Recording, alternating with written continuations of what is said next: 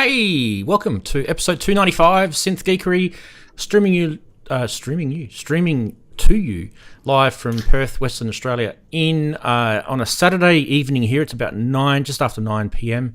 my time. Let us know what your time is.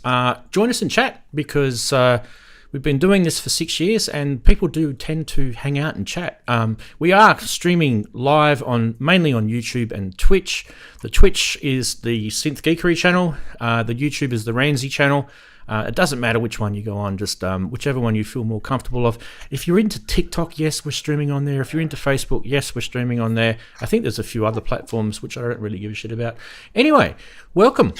We shall head on over to here and introduce all these wonderful people, which is our video guests, our regulars actually, the stalwarts of the show. So big welcome to all you guys. We've got Daren just to the next of me. Wave, Daren. Say hello. DTH on his head.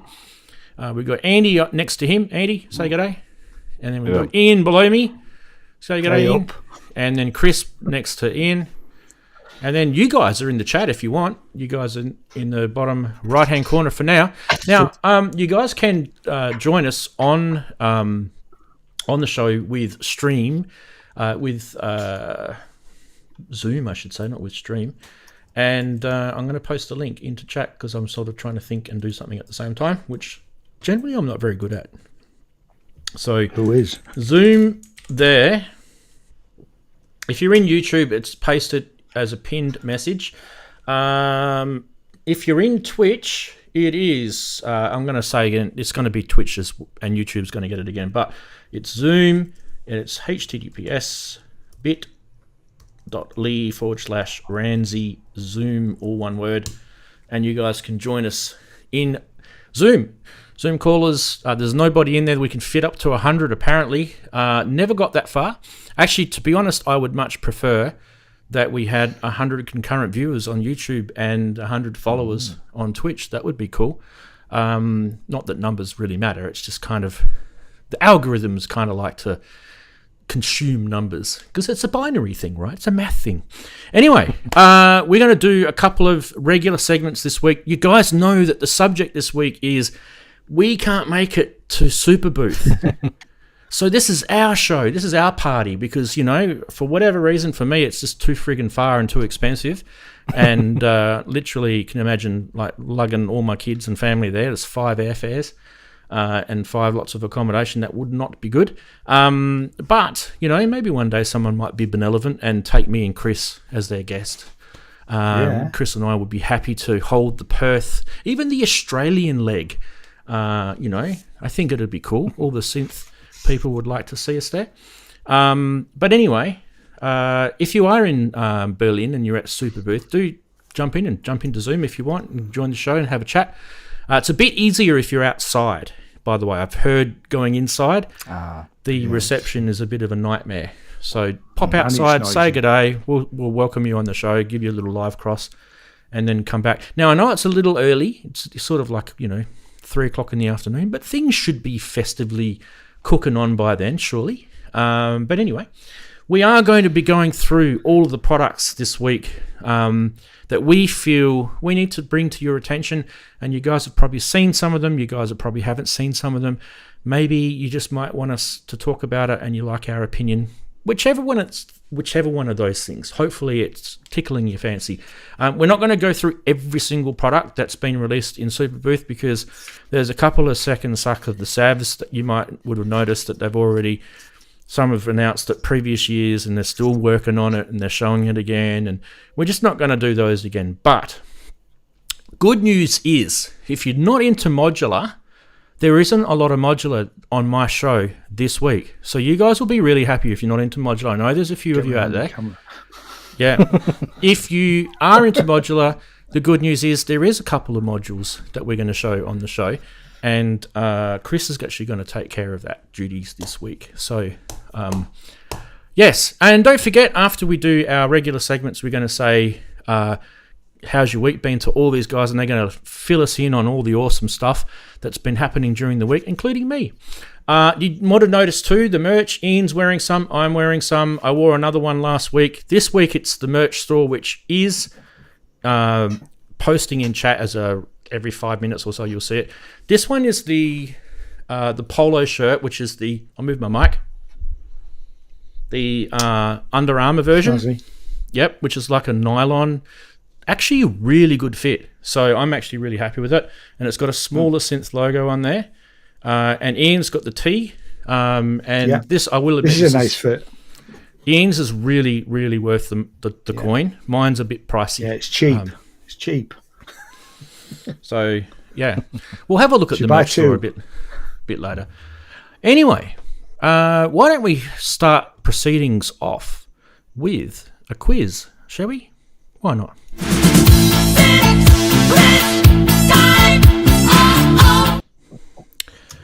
Right, indeed. Now, as usual, each week, this thing completely screws itself up. So I have to go into the title editor and then the data source and then... Oh, wow, look at that. It's refreshed itself. How nice of you. Anyway, the first clue for the synth... If you never played the synth quiz before, we give 3 clues during the show at random parts of the show. No, there's no way of you finding out what the 3 clues are if you've missed one of them or 2 of them or all 3. You just have to sit and watch the show. Unfortunately, that might be a bad thing for you. But for most of us, what's the big deal? Just sit and watch the show. There is your first clue. Step arpeggiator. Let that one sink into your brain. Let it fester and marinate in your brain for a bit. You might already have the answer. If you do, all you have to do is type in around, does it? My name, Ranzee, synth quiz, and whatever the answer is, whatever you think it is. And you can do it at any stage during the show. And do remind me a bit later when we do hit the answering part of the show, because sometimes if it's answered early, like Andy's already put the Cascadia in there. Early. He's gone early. Well, hey, he could be right. I'm not going to let him know that. He's going to have to suffer for a bit. Anyway, good luck with the synth quiz. There's no prizes. If you are a commercial business and you think, what a cool segment to sponsor, do contact me, because these guys who play the show, the guys here, the guys who are in the chat, the guys who watch it on replay even, they may actually enjoy to have someone sponsor the segment. So good luck to you if you do want to try that. Let's go. Let's hit the regulars, starting with some funny stuff.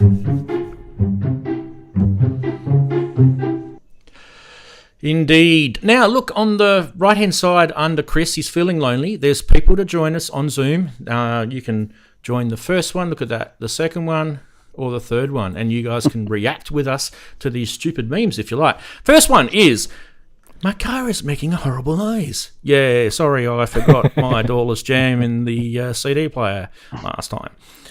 That's a great one, that one. That's good. Indeed. Thanks to JX3D for reminding us how bad our Doorless Gems are. Next is some people really don't like modular. They think it's a bit shit. I don't think it's shit. That's a bit cruel. Yes. Water closet jokes. Brown note again. Water closet jokes. Yes, indeed. Next, we have this one. The new Pope. And the new IRA. Very good, yes. Oh, dearie me. Dearie me. What have we done here? We're gonna have people raging in a minute. All these people, religious people. People are going to be ringing me up. Do you monetize? By the way, I'll just let you know that the memes that we show on this show are not necessarily the opinions that I have, or the channel for that matter. All the guests. Yes. So please just take it with tongue in cheek. Next. Behringer have announced a new leaked synth. It's called the Messenger. Wow. Yeah. I mean, if you're going to copy something, you might as well copy it, right? It's a record turnaround, right? Yeah. Look, I think Moog has a bit of a bigger legal department now than they used to. So Just a bit. So Behringer, if you're thinking about copying stuff with the bigger legal department, good luck with that, I say. But, you never know. You might get away with it. Anyway, I am going to release the poll. Now, if you've never, ever watched this show before, we send a poll into YouTube. I think it only works on YouTube, unfortunately. I don't think it's working on Twitch. So in Twitch, you guys can just put comments in and think what it is. Vote for your synth meme of the week, starting with 0, which is the DAW girl. So what you do is you type !vote space and the number that corresponds to your favorite meme. 0 is the DAW girl, 1 is the toilet modular, 2 is the Pope smoke, 3 is the Behringer messenger. Yes, starts at 0, unfortunately. So there's 4 options for you. Do have fun with your voting. I'll come back to us in a minute with the results. I think I even may have forgotten to give you guys the results last week, but it doesn't matter. Who cares? I apologize if that upset anyone. Let's go. News time.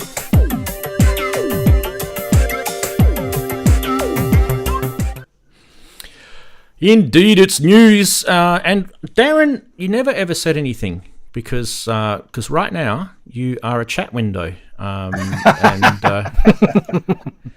He's looking a little black today. I hope he's all right. I mean, he does change a little bit. But look, I'll just put him back. His camera's dark, but not that dark. I'll keep him happy for now. Now, Henrik has... It was AI Daren, so... Henrik has arrived, so I'm actually going to put Henrik in, and he's already in. Let me just turn off this. There he is. Look at that. He's already popped in. Now, just to make sure his audio's working, can we check your audio there, Henrik? Oh, it doesn't seem to be working. Let me see why. Why is it not working? Zoom guest 1. It's turned on. It was muted. Oh, well, that's always the way. How are you, mate? I'm fine. Just been sleeping a few hours because I knew this would be a long day with lots of things happening. Yeah, indeed. When people leave Superbooth. So, and this year it's not me. Yeah, you had a rest this year. Awesome. Well, just in time, we're going to do the PPG 1002 synthesizer.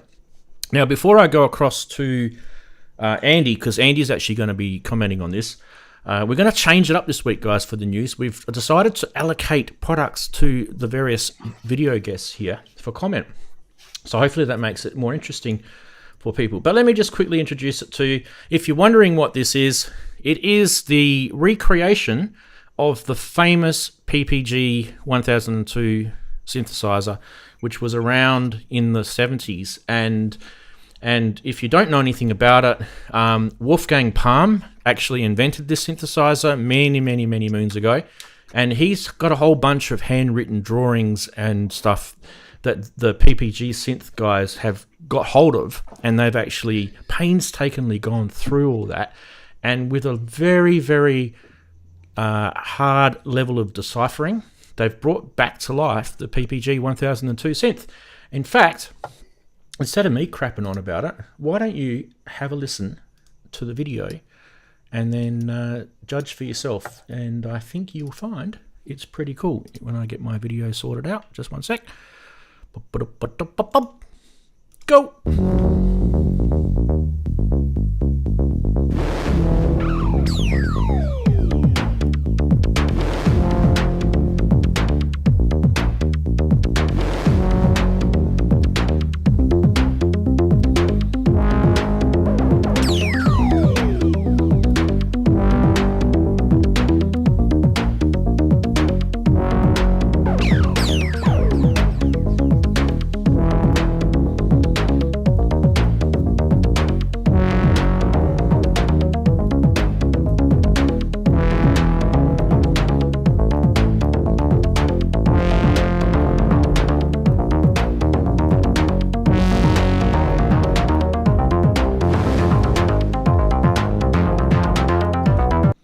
All right, let's leave that up there and quickly cut over to here.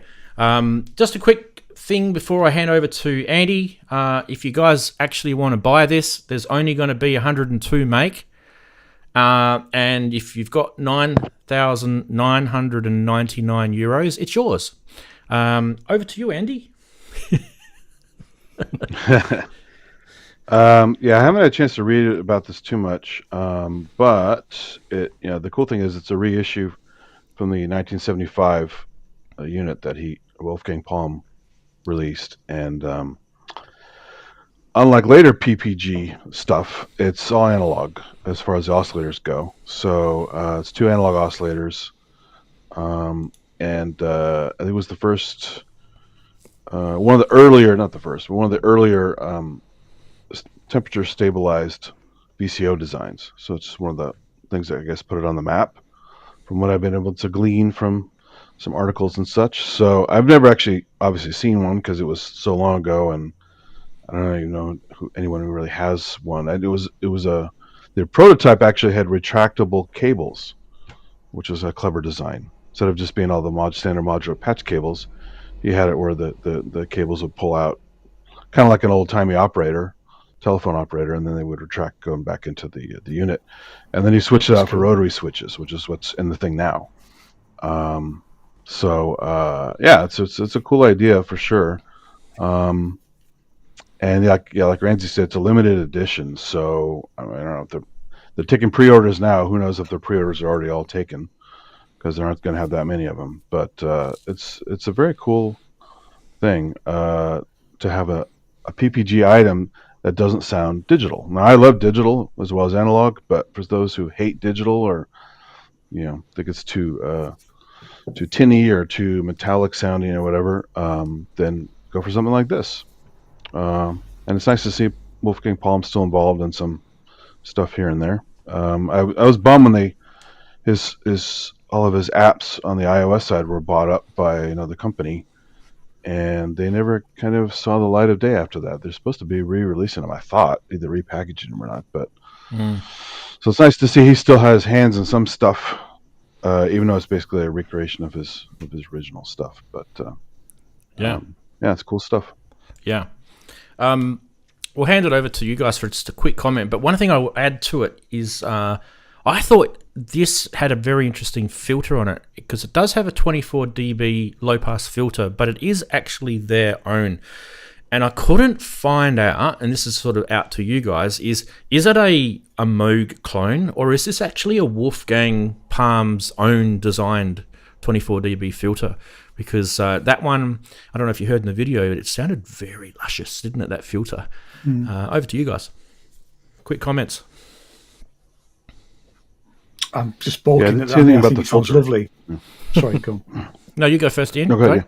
I was just going to say, I love the sound of it, but I'm balking at the price. I mean, who can afford it? Really? Not me. Fair enough. I suppose if they're only making, what was it? 102. Yeah, 102. Yeah. Why 102? Yeah. Why not 100? Why not 1,002? 102 Yeah, exactly. Yeah. I mean, I suspect there's only 100 of them. It will sell out pretty quickly. But like you say, like Andy said, I think it's actually probably it's already bought more or less. I wouldn't. It wouldn't take long. I think. Well, the trouble is, you end up with people buying as an investment, knowing full well it will go up in price, which is the wrong way to do it. They should be buying it to play it. But there are those people out there to do it with guitars and all sorts of stuff, don't they? I was thinking, Henrik, the next question would be, mate, that if you look at the design of that, it looks very modular, and in fact, that's kind of where it's got its grassroots from. Wouldn't it be nice if somebody recreated each one of those sections as a eurorack module? Ooh.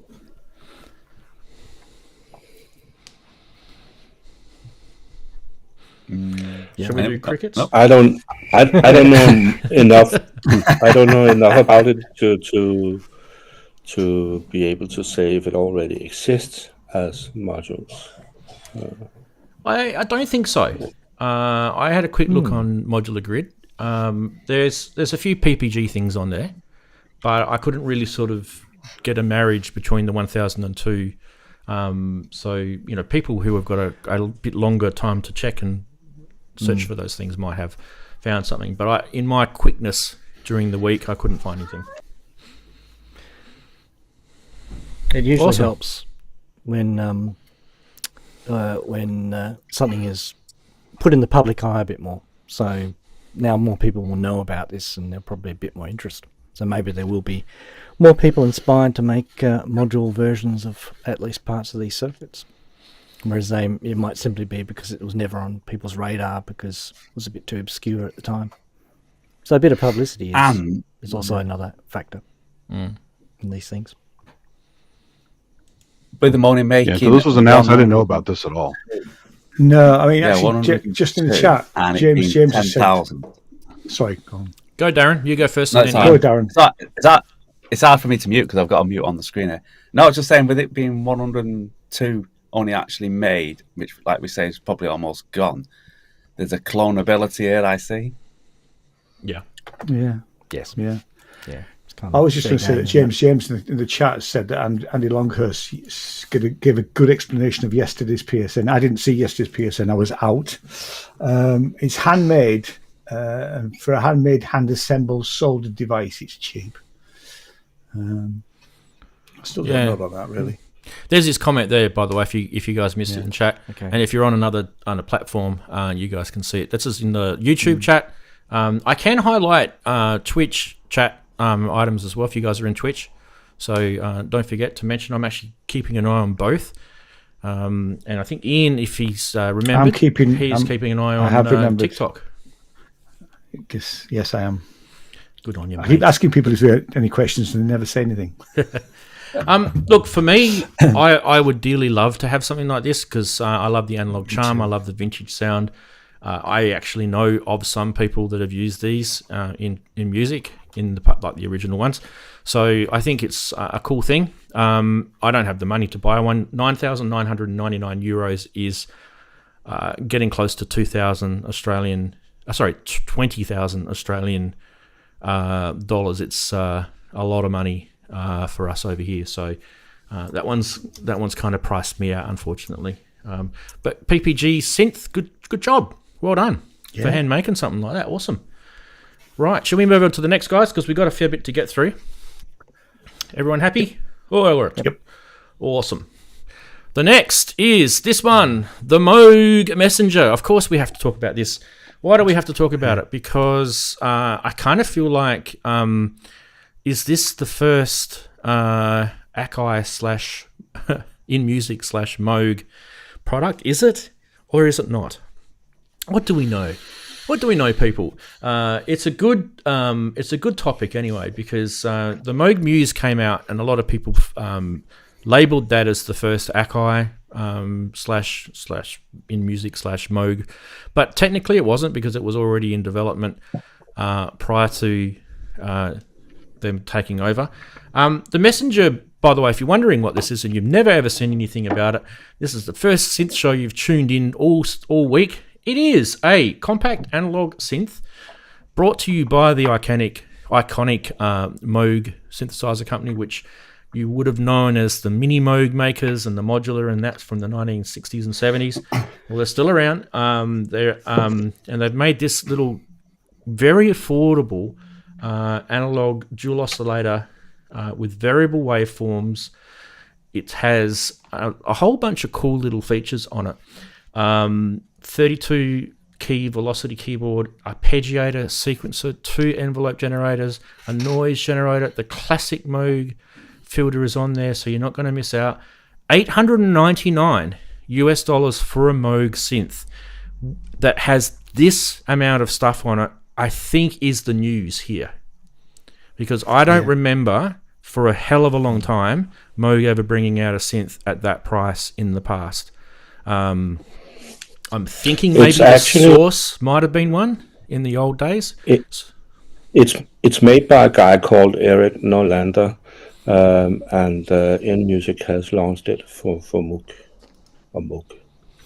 In Music has launched it for Moog, have they? Right. There you go. Do you guys want to have a quick look at the vid? Sure. Yes, please. I think this is, if this is the right vid, this will be Lisa, won't it? Lisa Delabona?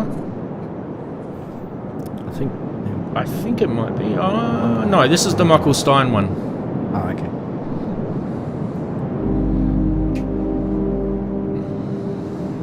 Now, because this is original music, I'm probably going to have to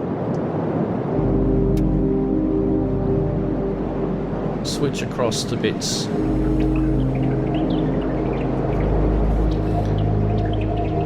Here we go. Let's go to here.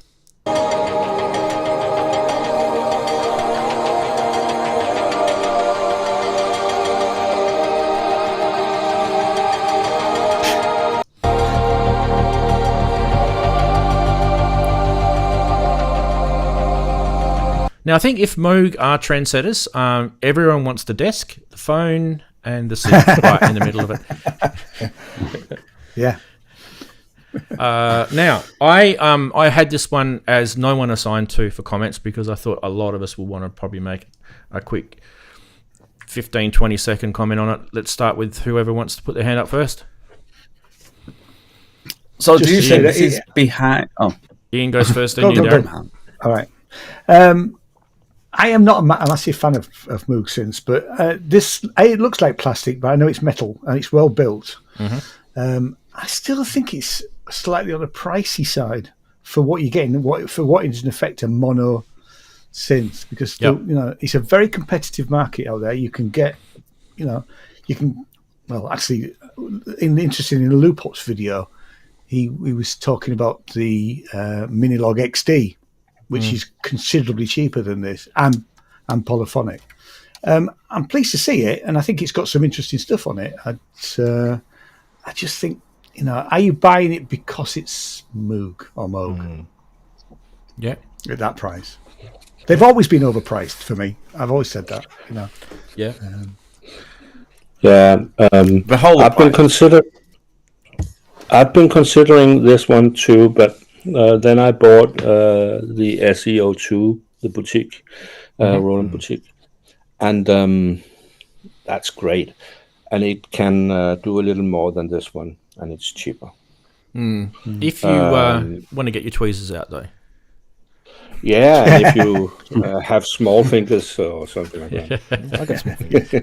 We skipped Daren, so let's not forget Daren did want to say something. No, I was going to say, would you say this is probably the sort of halfway point where Moog meets in music? So they sort of almost had this cooking, and then obviously in music went, now let's try and make this cheaper than it probably would have been.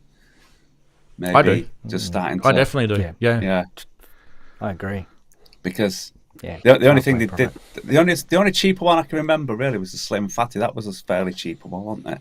Well, but I think that was just a small desktop. They had a few cheap ones in the 80s as well, so I do remember them. Yeah. Oh, okay. And I mean, compared to the Mini Moog, there were some cheap ones in the 80s. I don't know if it was the Source, but it was definitely one around that sort of adage. And we're talking about The comparative. Rogue was pretty cheap. Yeah, the Rogue was cheap. Yeah. That's some Rogue and MG1. This was probably this was probably going to be slightly, maybe a little bit bigger, maybe a bit more Moog, slightly more expensive, and then obviously with in music, it's sort of just because it was probably halfway to being done. Maybe it's only my thoughts whether that's what it was, but I think this is a slow transition from pure Moog, going into the sort of music sort of vibe. I mean, the videos that I watched on it, I thought it sounded like a bass synth more than anything else. Don't know what anybody else thought. Oh no, I definitely. Looking at that picture, it's a bit like Lisa Belladonna sort of video. bass Watch station. that one. Well, I didn't see that one. I mean, the strength of the Rogue was bass. Anderton's. Yeah. Yeah, I know. Yeah. Let's just bring up Lisa's. Yeah. Because she does a preset. This goes for an hour. I have to Yep. I have to reconnect, so I'll get. Yeah, go for it. You don't need to tell us. Just do it. Right. This is Lisa's. She does a factory preset to it. I don't know if this is the video that I wanted though.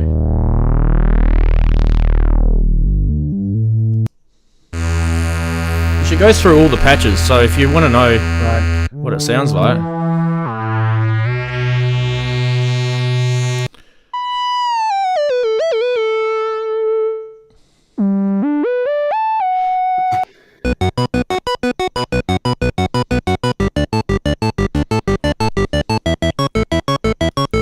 Anyway, I don't want to sort of spend all night showing the Moog. I just want to bring up giving this me comment base from station vibes. Kosh Dukai.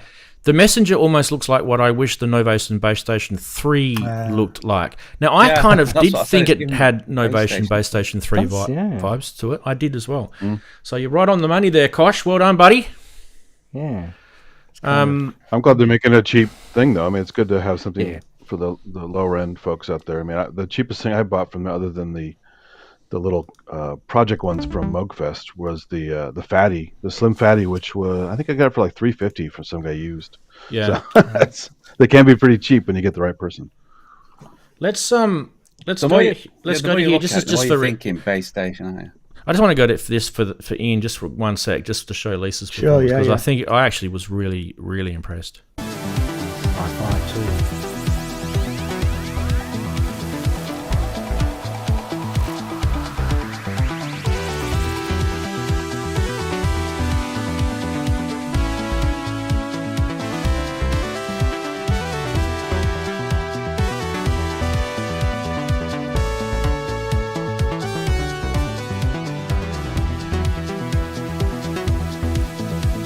Now, I don't know about you guys, but that is definitely That's Moog great, synth actually. vibes there. Absolutely. It is. Good on you, Lisa. Yeah. All right. Yeah. I'm excited by it. I think that one's going to roll out. I do. I think people are going to grab it. I think that price point is good. Yep. Yeah. I do. It will sell I reckon loads. a lot of people who wouldn't have considered a Moog before now are gonna. Yeah. Which is a good thing. So. Yeah. Just remember too, like everyone here has their own opinions, guys. So you guys can disagree with it or agree with it. That's up to you. It doesn't necessarily mean that that's your opinion, and it doesn't necessarily mean that's the show's opinion either. So we are all entitled to it. I just wanted to say that, and we may even change our opinion because when we first you did might. it, we have an idea, and then I mean, later on. When we play it, we often Darren and I change our opinions all the time, don't we, Darren? Yeah. Yeah, no, we'll say we don't like something, and then we'll go and buy it. Yeah. Then Darren's going, look what I've gone and bought. What? I'm beginning to do that too. Must be being on the show that does it. I mean, I've been a Moog purchaser for a while, so I'm definitely a fan. I'm just watching kind of from afar at the moment with this in music sort of takeover and seeing where this company goes. Don't forget, Moog has been through some chops and changes over their history, so it's not like, you know, we've ruined it or anything. It's just a new chapter for them. That's all. Right. What are we going to do next? I press this button and it's like a surprise. Let's see what happens when I press this button. Ooh, the 1010 Music Bento. This one. Let's go with, I think, should we go with Daren first? Because Andy went first with the other one. Daren, do you want to, I'm going to introduce it and then I'm going to head over to you so you can have your first comment on that. So just quickly, it's 1010 Music. You guys know them as the guys that make little boxes that do sampling and also eurorack modules. Really, really cool sample modules for eurorack. This is a little compact battery-powered groove box. I thought of Daren and I thought of Andy at the same time for this. This is why I've chosen those guys to make comment, because I feel like these guys have got skin in the game with these types of products. It is designed for musicians on the go. This is what it's actually designed with: the portability, the flexibility, the hands-on control. It is a combination of sampling, sequencing, and performance features all in one. Little pocket-friendly design. It does feature a whole bunch of stuff, like an 8-track sequencer. It has stereo sampling via line-in or USB, or even the mic inputs on it. It has a touch screen. It has a 3.5mm MIDI in and out, sync I/O. For external gear integration, it does have built-in effects. It does pattern chaining. It has an SD card slot for your imports and project storage. USB-C, people. Little videos setting up, and then we'll go to Daren, because I know you guys are excited because Darren's going to talk. But just wait. Let's just have the video first, okay? The Oracle speaks. Poor old Daren. That means I'm going to be switching off. He's going to leave the show now. Watch. Yeah.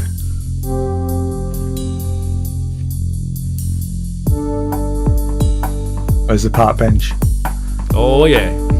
Decent size. Very PCB.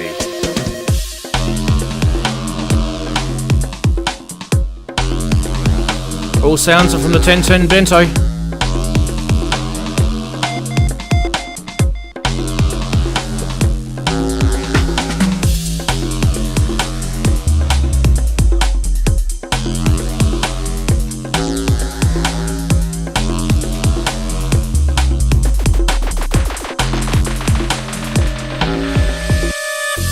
Love the Oberheim t-shirt.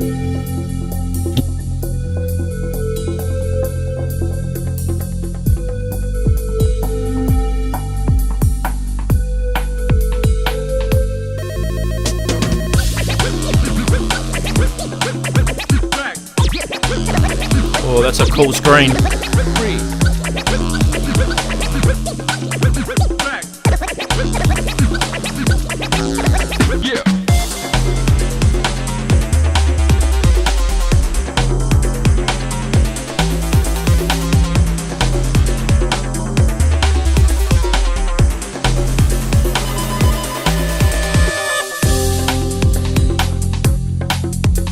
Collect them all, guys. Get them all.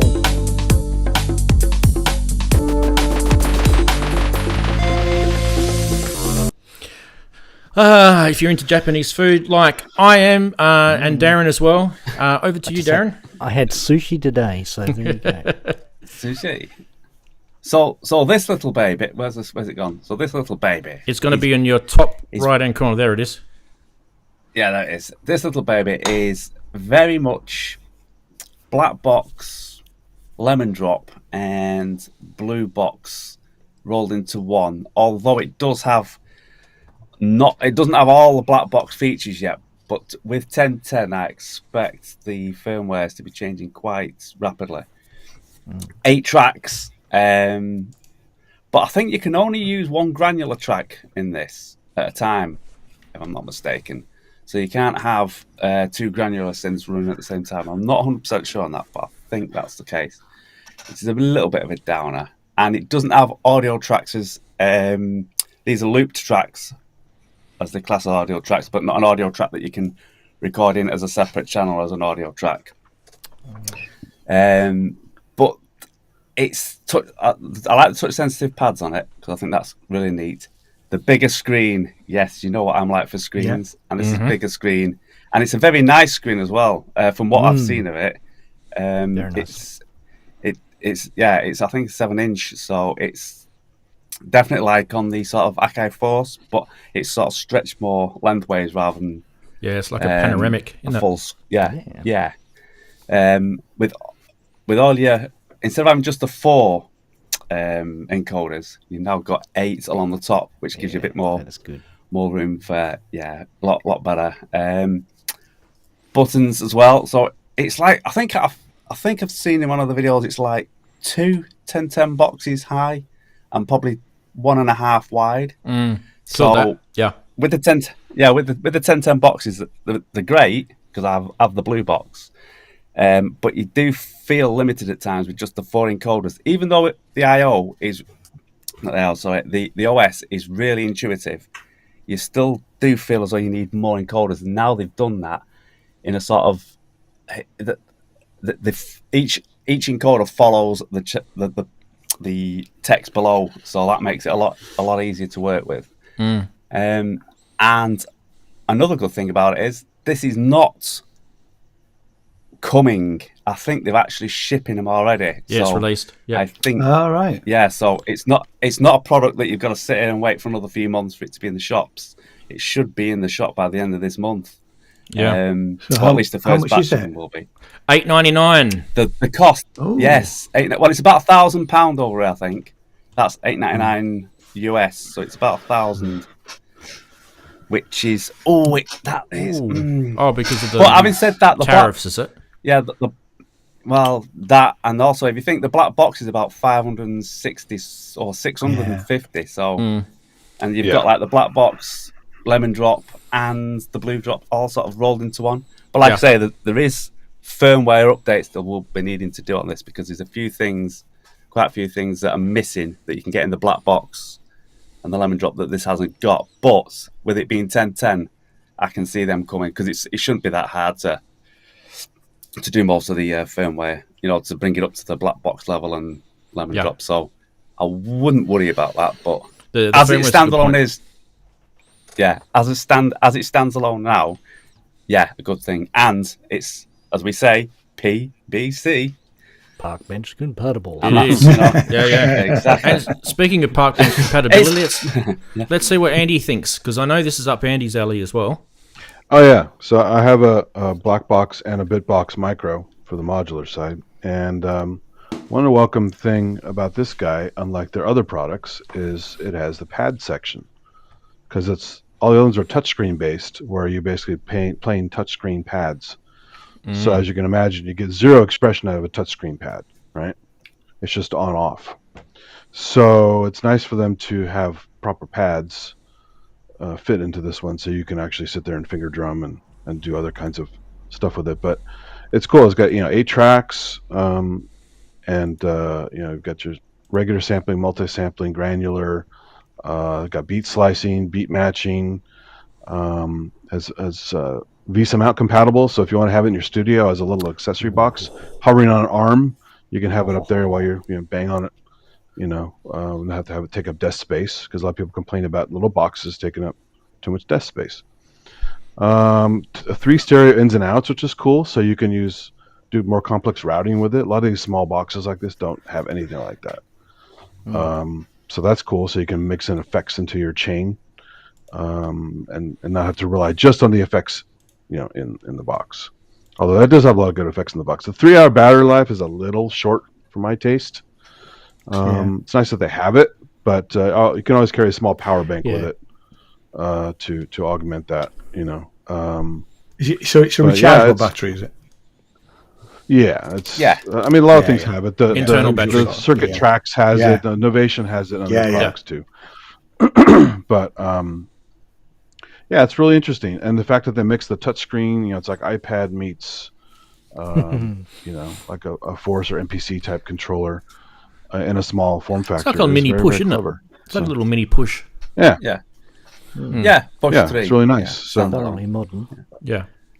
Also, I don't know. This as well. It's a perfect thing to whack in your backpack as well, because quite a few of these big groove boxes, like your push and your Force, and obviously you've got your circuits, but they're still big. But this is quite a all-in-one. Put it in your backpack. It's not too big. Like Andy says, there's tons of I/O on it, so it can be out in the field, straight into the studio. This is one that it'll be on my definite interest. Wouldn't mind, when you're Darren. adding all those things, the street I price thought makes it sense, might. right? So it's apparently in Juno here it's 899 was it I saw? 844, which I think is very reasonable. Oh, there you go. Yeah. So thanks. and the name makes sense. It's nice That little brown. compartments, just like a bento box. So Exactly. I'm quite excited by this as well. Yeah. Yes, me too. I like this. I like it. It's I also like this because it's one of those that you can just pop on if you're going off on holiday for a short stay. You don't need to take anything. You've got this. I know it's only 8 tracks, but self-contained. Yeah, I love boxes that you can just. Yeah, but the MPC's only 8 tracks as well. Yeah, exactly. I mean, people will argue, "Oh, it's not. You got MIDI, you got audio, you got." But no, it's 8 tracks. If you choose one of those. One thing on this at the moment, I don't think it has MIDI tracks at the moment. That's the only slight. Sound like on the back. But like I say, 1010 firmware, I'm sure that'll come along. But you shouldn't buy it for the. they can what add could it. come along. Yeah. The cool thing though is because it has proper pads on it, it can be also a MIDI controller out of the box. Whereas the touchscreen only ones would not be as capable as MIDI controllers because you don't have that expression. So okay. Yeah. I've got a weird comment to make. Never buy anything what could happen, but with 1010, I assume this will probably happen anyway because a lot of the stuff's already in the other boxes. Yeah, fair enough. Yeah, go in, Chris. Sorry. This is giving me poly and tracker vibes. I don't think it's weird. The reason why is because this is kind of what I wish the poly and tracker was, and the reason why I'm interested in it, I would never have been interested in it for something at this price point if I hadn't bought the tracker, because having experienced some of this kind of large screen ethos, that's kind of I really enjoyed that aspect of the tracker, and I just wish the tracker had more sort of mainstream DAW workflow. So this is kind of like, ooh, it's like someone's tracker's kind of been modified by people who actually like DAW flow. Ooh, that's kind of what I was looking for. So that's the reason why it kind of excites me. Yeah. But it's not a tracker, it's a sequencer and a sampler. Yes. And the tracker is literally a nod to the past, which will never ever be a DAW, because that's what. Yeah. So you can brick force something, but it's never going to be what it's going to be. Daren made a really good comment about this before, and that was that 1010 Music have got a lot of little products that cross sort of pollinate. They sort of merge their features across different of their products, and they do tend to do these pretty cool firmware updates, and it's a very active firmware update company as well. So I know he said that you shouldn't buy it with the hope that it doesn't have, and it should have a feature in the future. But what you should do is buy it knowing that there's going to be surprises from them in the future, because they've got skin in the game with that in the past. Yeah, you can guarantee. And who knows, you might be able to play Doom on this. Yeah. With a bigger screen on there. Yeah. Now the next product, kind of similar sort of vibes. We just mentioned their name, the company, but Ian's got this one. So Ian, you're going to be rolling with the first comments after I just introduce it. Sure. So this is the poly end mess. I've got a video to show, but before I do, I just wanted to quickly mention what it is, and then Ian can elaborate if he needs to. The way I read this is it's a multi-effects step sequencer pedal. So if you had a step sequencer that was able to combine effects in a step sequencer way that change over time over your steps, right? This is what this pedal is. It combines classic effects like modulation, delay, and reverb and things like that with other cool sort of interesting effects like vigorous bless you can see on the screen there, and everything is customizable. In fact, the thing that's unique about this is they claim that there is actually no limits placed on what effect each track can have, and I'm like, really? Okay, let's see if we can crash this baby. But that's what they say. There's 4 tracks with the sequencer, and you can use and combine every preset to your heart is content, is what they're saying. 125 stereo effects. Let's watch the vid. I think it's an interesting product, that's for sure. So let's see what it sounds like. We're in static. What if your effects could move, breathe, and evolve in real time? This is Mess, a multi-effect step sequencer. A new approach to effects, Mess gives you 4 independent tracks over 120 unique studio quality effects and the power to sequence every parameter. From traditional pedal chains to unpredictable generative textures, Mess isn't another multi-effect for your dentist. At its core, Mess is a powerful multi-effect box. Create standard effects chains like an overdrive into a chorus, delay, or reverb.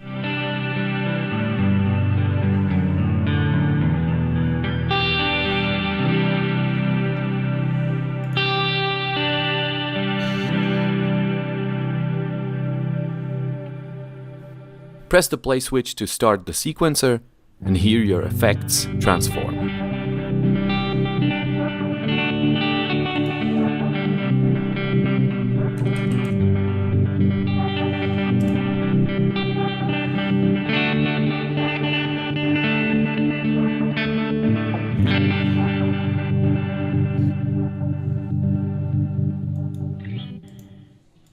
Create an ambient wash by combining a reverb with a slowly sequenced particle sampler.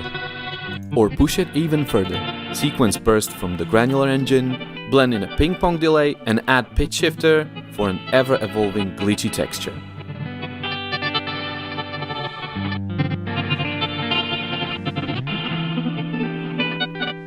Design how presets evolve without... Alright, we'll stop it there because they're starting to get a little bit more crazy in the video. I'm going to go across to Ian because I know Ian's chaffing at the bit to talk about this baby. God. What a mess. No, actually, my first point is Why have they called it the Mess? Because I'll be honest, I don't think it's a good name for it, but I think it's brilliant. It's $599 US when it comes out. It'll be out at the end of June. At first, I thought it was something a bit similar to this, and it will do something that Microcosm will do.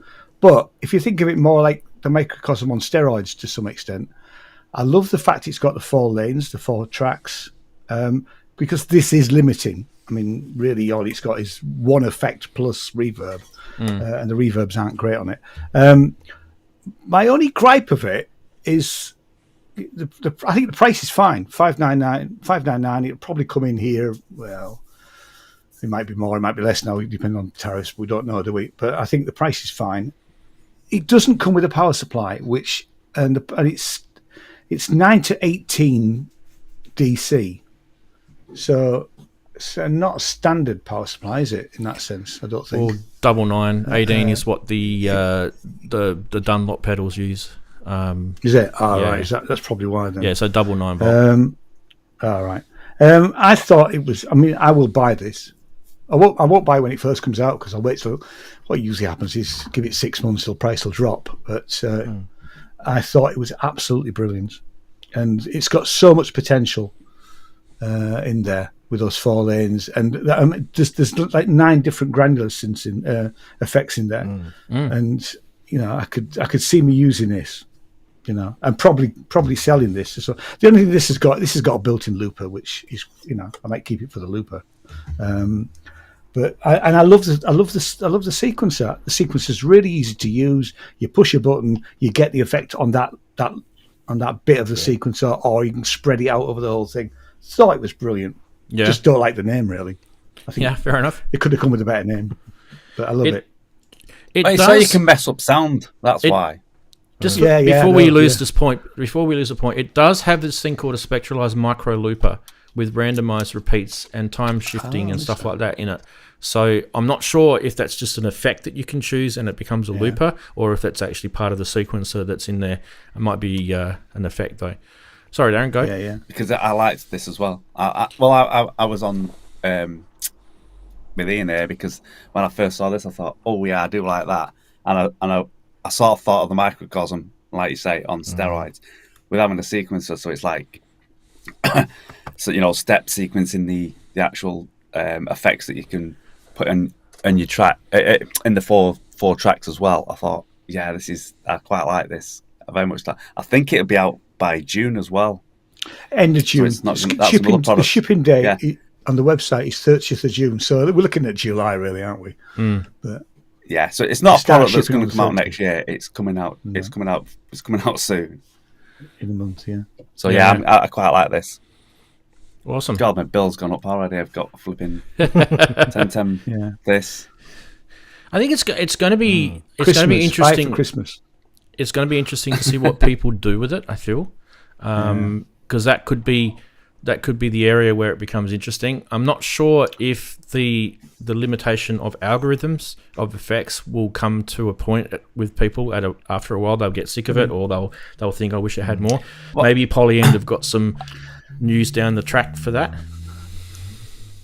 The thing with these digital boxes, they can always add to them.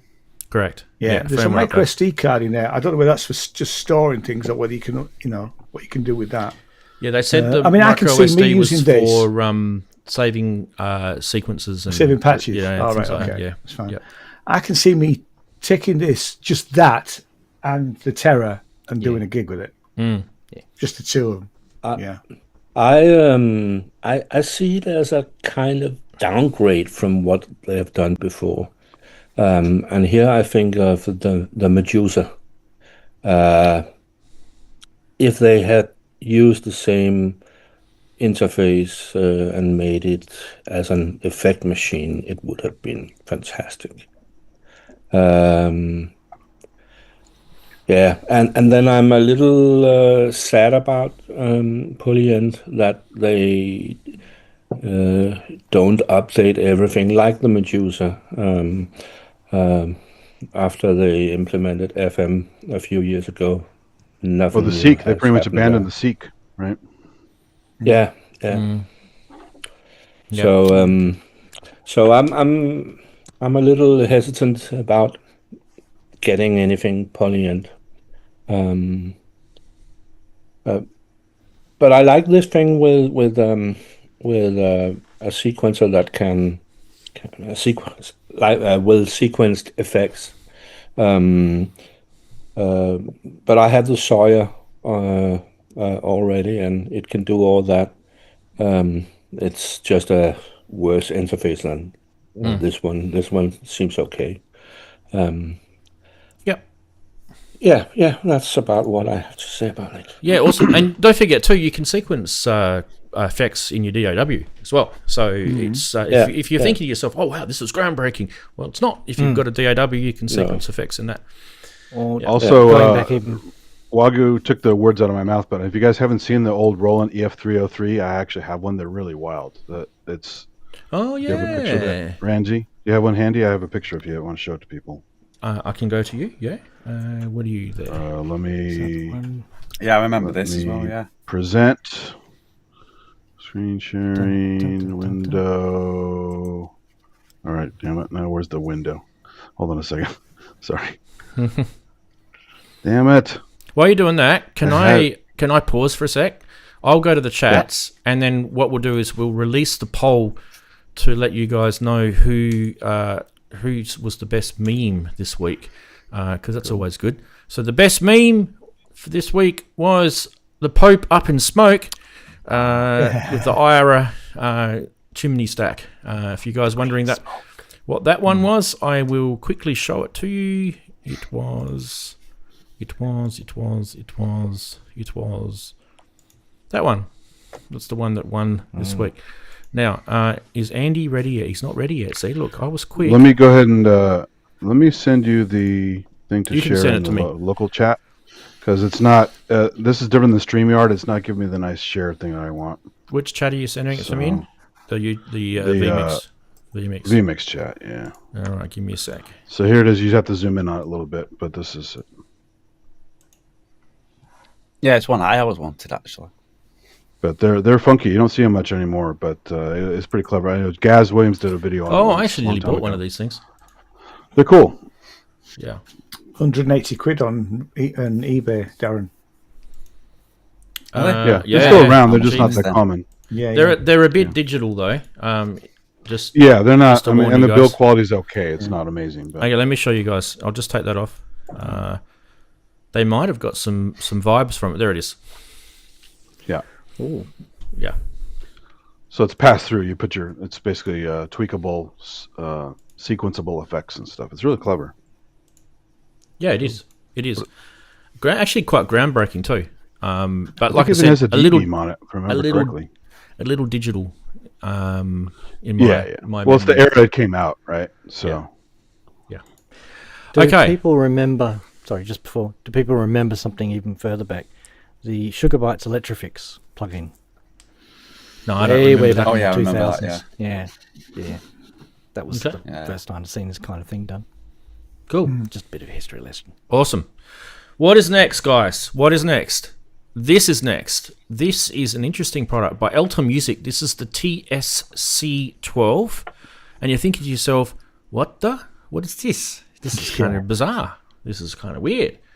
I'm going to introduce it, and then actually Chris is going to take the reins with this. Chris, I actually probably will say very little about this, and I'll let you take it over. Fair enough. Because I feel like you're going to be more interested in something like this than me, maybe. I'm not sure, actually. Anyway, just before... I did a bit of research, so yeah. Before you do go, though, I will just play a little video, and then after that, it's all for you.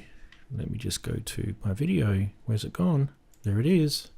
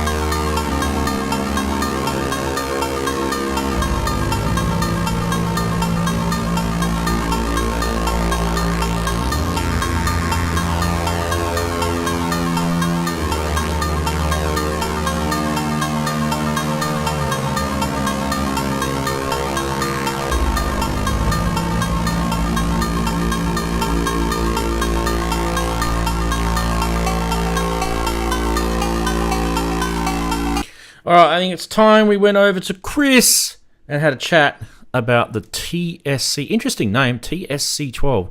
I don't know where they plucked that one out of. Yeah, so the first thing to realise that this is actually a dilution of another product. They had a product which I haven't written down what they used to have. Solar 42F was a big synthesizer module they had, big synthesizer. It's like a full rack case with two levels of eurorack module in it. And this thing was kind of, a version of this thing was at the bottom. And it was how you interacted with this synth called the Solar 42F. So what they've done is they've basically taken that idea and put it out into a separate module, and they're selling it separately. But it's a little different. It's not as wide as the original. It's only 44 HP wide, which is interestingly around about the size of my RS9 there over my shoulder.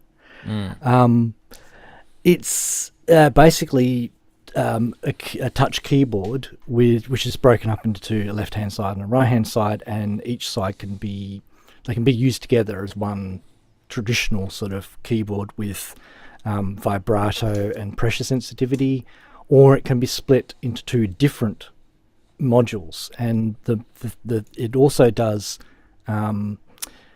it also has a sequencer and an arpeggiator in it, so you can have both live music and a sequencer going, and then you can have transposing of the sequencer in your left hand and something else in your right hand.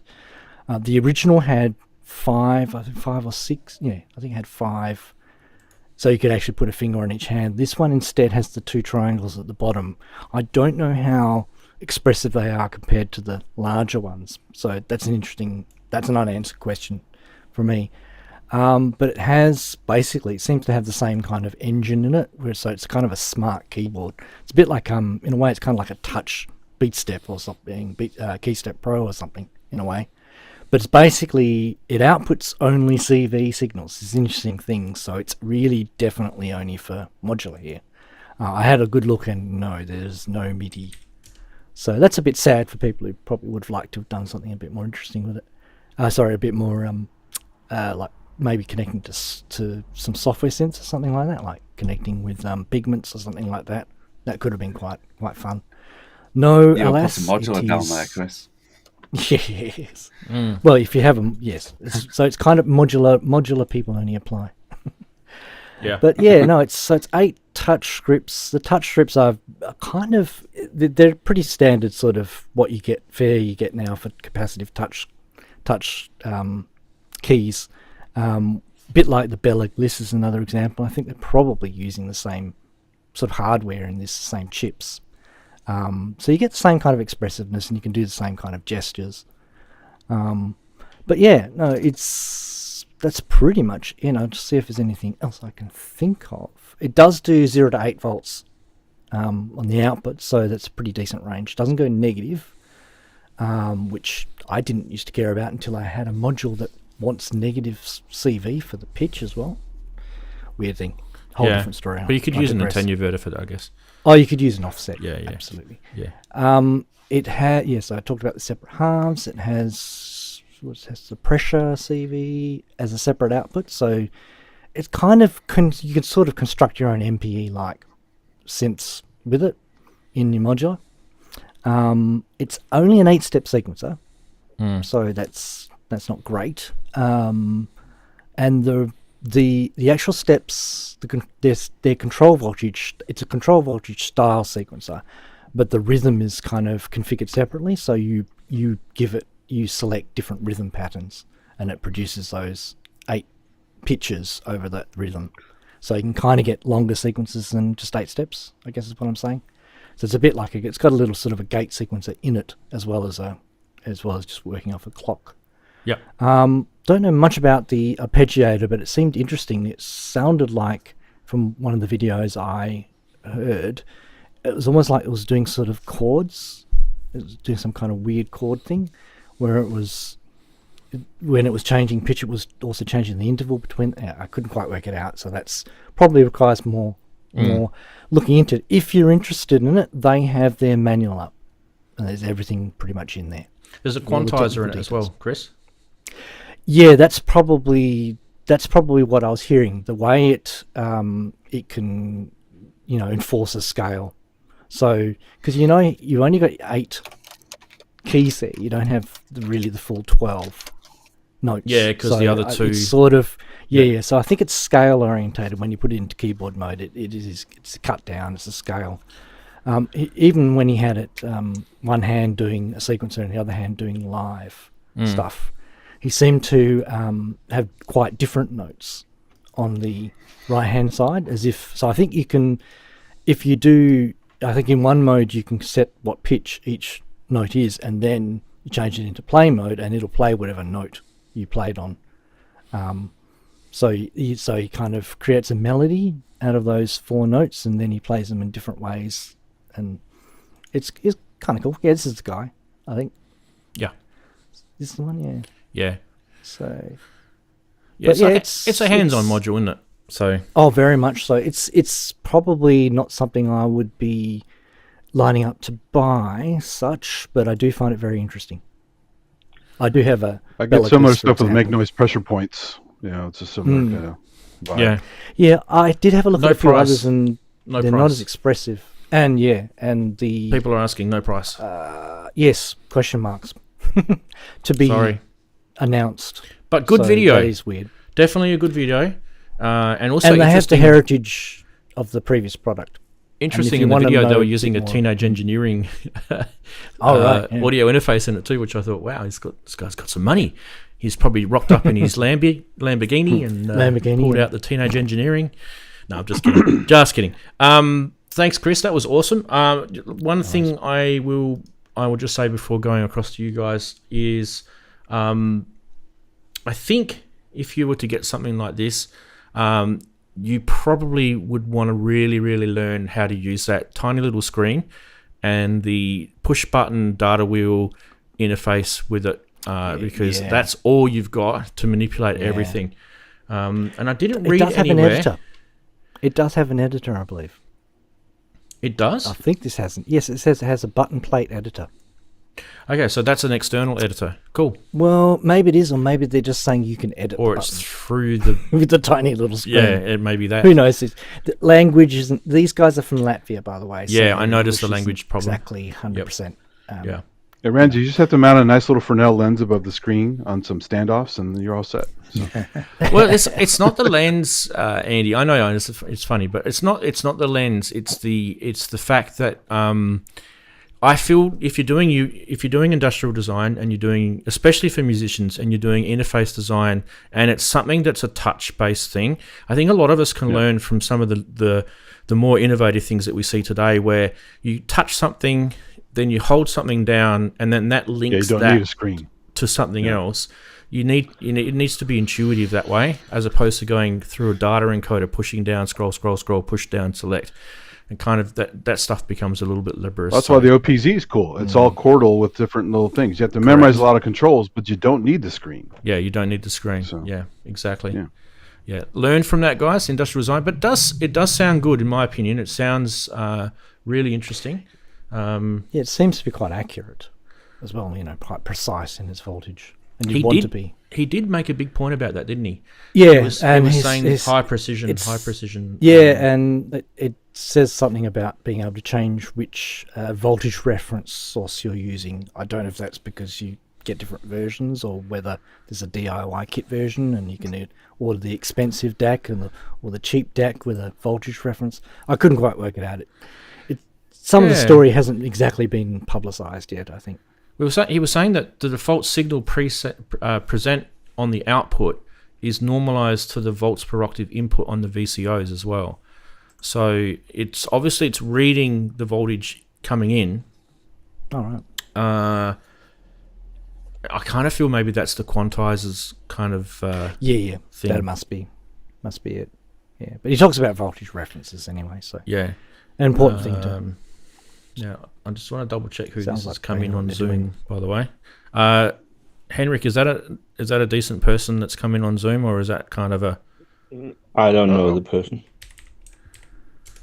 Is it? Oh, they've disappeared. Via me? Oh, no, they've disappeared already. Okay. It was just like a bunch of words and letters and numbers. Yeah. Yeah. Like someone tried to Kent spell a appearance. Russian name. Yeah, Kent had a lovely appearance on one of his shows. Yeah, I remember. Yeah. John? Can I say something about this? Yes, please do. VSC12. I think it's a little sad that there's so much unused space.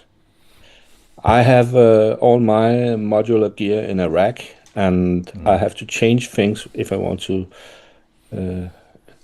insert something new, and this one just takes too much space. So it's really meant for a skiff, not the rack. So yeah, I kind of feel like Henrik. I'm with you. I'm with you on your point, but I feel like if you look at this picture here, the space kind of makes more sense. Was when you actually start putting your hands on it.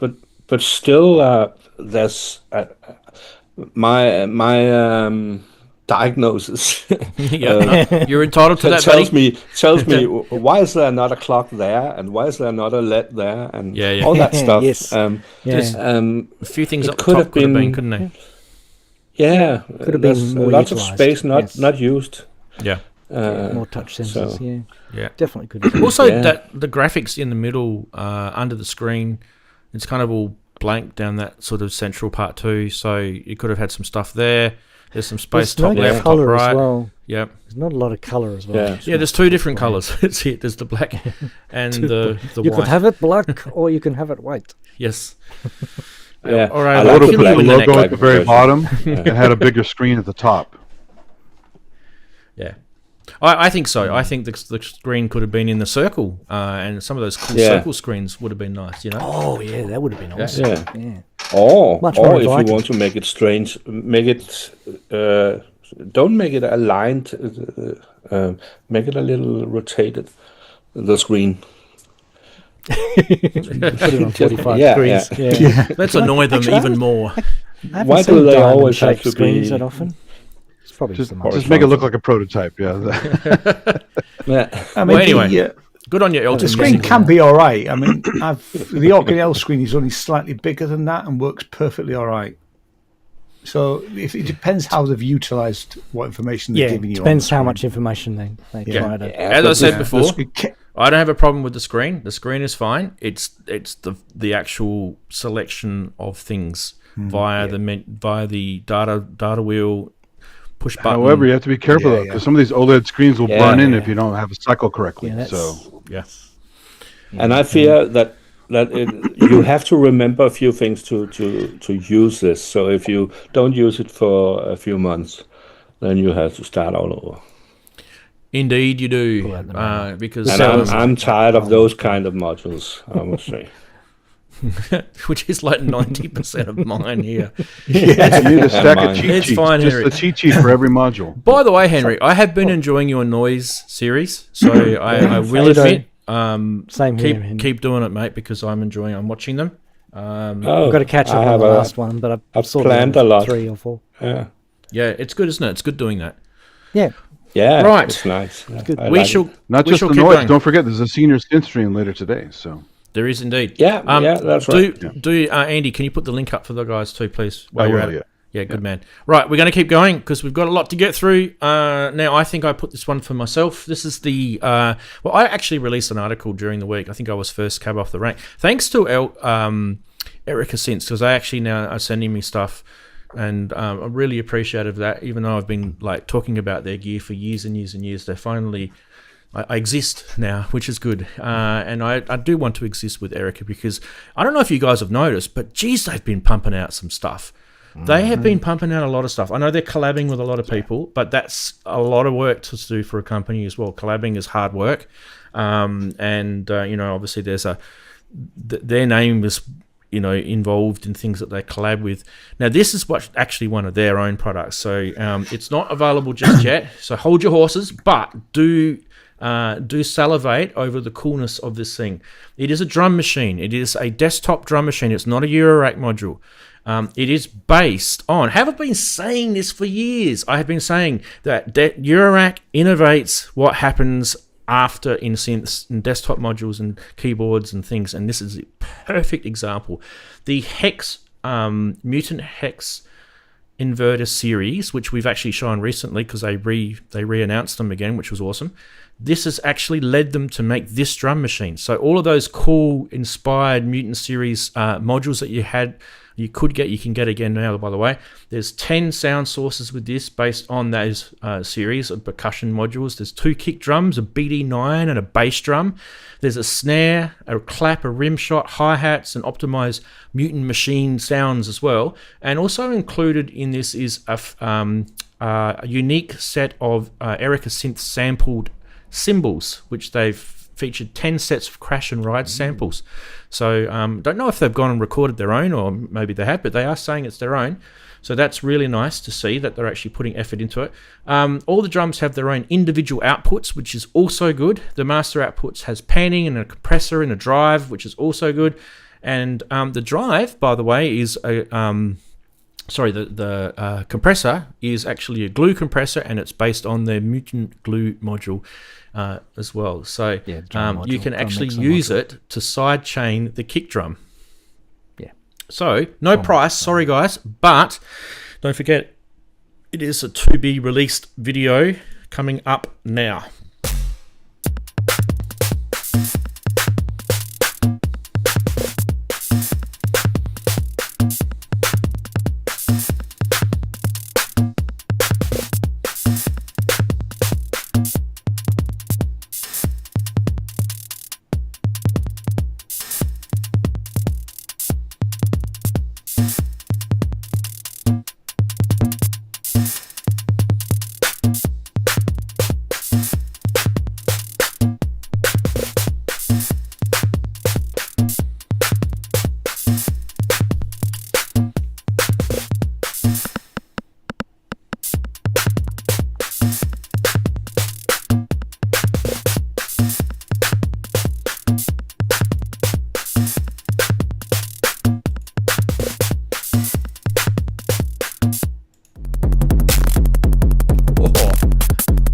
There goes that drive and compressor.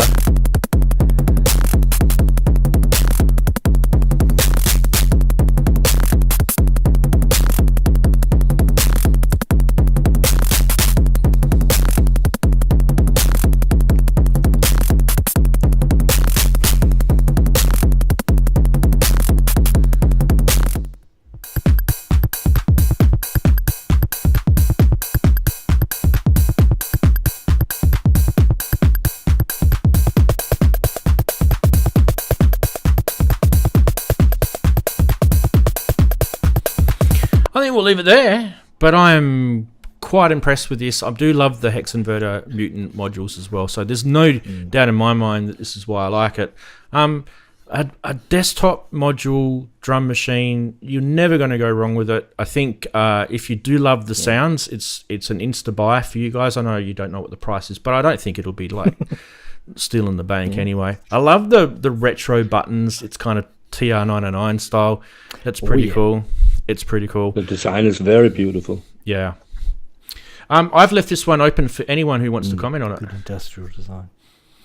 Yeah, I love this, and I love that it's inspired by earlier modules in eurorack. But what I don't understand is why have they removed the CV and all the controls so you can patch it? I would love to have that. Yeah. Both. I don't see the back of it. I don't know if I've got a photo of the back of it either. So I know there's just individual outs as far as I know, and the connectivity with syncing to MIDI and things like that. So you're probably right. There's probably no CV connectivity on this. But I don't think that's. But I like it a lot. Yeah. I feel like they'd be saying, look, if you want to do that, buy the modules. I don't know. I know what you're saying, but I feel like that's if you're looking at it from a company point of view, not a it'd be nice point of view. Plus these Hex modules, the ones they're based on, didn't have a heap of CV No, inputs they on didn't. them and stuff. Yeah. Anyway, so they probably just went, well, it's not that much, much to lose. not really worth it. Yeah. Yeah. At least one though would have been nice. I always think you should at least have one, like color Yeah, I'll see, control or something. I'll see if I can find a photo of the back of it. But yeah, no, I like it too. I didn't particularly like the demo, but I've really liked what I've heard people doing with it in Superbooth on the little short videos. So some good stuff. I've got a photo of the back. Go and check them It's out. coming very soon. Please be patient. I will get it to you very soon. Save as. And I'll chuck it in my news folder. It's a JPEG. Hooray. Wow. I'm so impressed. Enjoy while you can. Yeah, I'm enjoying it like it's, giving me goosies. Right, let's have a quick look at this baby. Let's take that one off the screen. Sorry, it's layers here. There is the back of it. I've done full screen for you guys. 1/4-inch jack. So we do have MIDI. We do have headphones left and right. We do have... it just looks like they're all just the individual outs, doesn't it? I can't see a CV at all. You're probably right there, Henrik. You're on the money, mate. Good job. Yeah, The but sleuth but you I've are. I've learned from their effects, Erica Synth effects, that I mean, I just bought the Night Verb, and I've been wondering about some of their echo machines, but it seems they are doing some limits on each machine, and then they release a new machine that can do some of what the other couldn't. So it's like it's planned, but I'm not. It's only a theory. Well, a lot of companies do that, though. But they could release another version which could do some of the stuff I'm wishing for. Yeah. Yeah.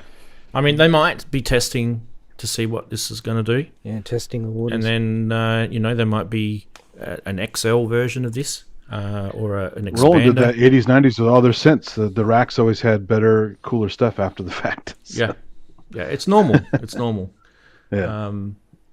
Yeah, anyway, that's what these shows are about, because Henrik's given them the hard yards and he's entitled to his opinion. I was just going, wow, that sounds amazing. I love that sound. So, and I wasn't really caring about the drum sequences that they put together. I was more listening to what they were doing with the sounds and how the sound sounded.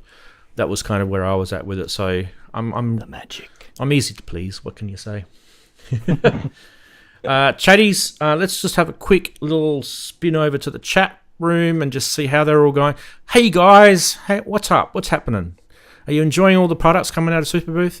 Hope you are, and it's nice to see all the people there. Don't forget, we're gonna have a big shout out to all of you guys in a sec. So do stick around, and it's nice to see you guys all commenting on the stuff. I have been keeping an eye on it. Don't worry, if anything pops up that I feel is kind of cool, I will include it. And the other guys are doing the same. Okay, let's move on. I think, I think this is going to be an interesting product that people will probably get when it comes out. Next is this baby. Have you guys seen this? This is by a company called Fractals. This is called the Magnolia, and it is a polyphonic synthesizer. I don't know if you guys have noticed, but we've had hardly any Eurorack, and I've done that on purpose because I know people seem to think that I hate this sort of stuff, but I don't. I love it. Don't worry. I'm on your side. Anyway, this thing is actually... church, aren't we? We are a broad church. Yeah. I'm the only one that's got the balls to show you a rack anyway. If you're wondering what this is and you don't know, I will tell you. It's an 8-voice analog synthesizer, and you probably think, what? An 8-voice analog synth? Come on. We've had lots of these. Why? What? Aha! Someone grab Robbie by his orange t-shirt and shake him. It is an analog through 0 FM polyphonic synthesizer. Oh yeah, baby. And does it sound FM? Yep. Is it analog? Yep. Does it have a low pass filter? Yep. So it's ticking boxes left, right, and center. If anyone likes through zero FM, they'll love this thing. You can have a carrier, you can have a modulator, you can have 2 filters on this, you can have high and you can have low pass, you can have a FTAR keyboard if you're really, really getting into it. But don't worry, diving further, you'll find things like wave shapers, wave folders, and other Buchla West Coast-like features as well. If you're kind of thinking, oh, but Moog's feeling a little bit jealous over here on the East Coast, well, there's your standard pulse width modulation. Nick Bat's all over this, and your low-pass filter. You find in Todd intuitive modulation routing features. I like this, actually. There's a cool thing where you do it. You push a button, and then you rotate a knob and it assigns the modulation, and it gives you an LED feedback too, so you can see what's going on. Really, really cool design. It's 3,995 euros. Just one sec, Henrik, you get to comment in a sec. We're going to show you a little bit of the video. I just need to get it to where I want to get it to. There, let's go. La Magnolia è un sintetizzatore FM analogico. Polifonico. È un tastierone. Abbiamo fatto tante esperienze in questi 10 anni su tante parti. A confronto con altri synth si vede Wish there was more. There was forma, proprio letteralmente more noise and less talking, guys. But here we go.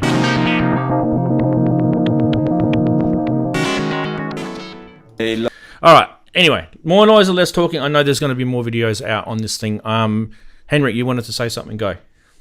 Yeah, first, it can sound good from some of the videos I've seen and heard. But the price and what Azure is saying, which is a thing he also said about the module before, where's the cup holder? You got a little spot there on the left, mate, just above the pitch and mod wheels. You're good. Yeah. As long as you don't spill your beer.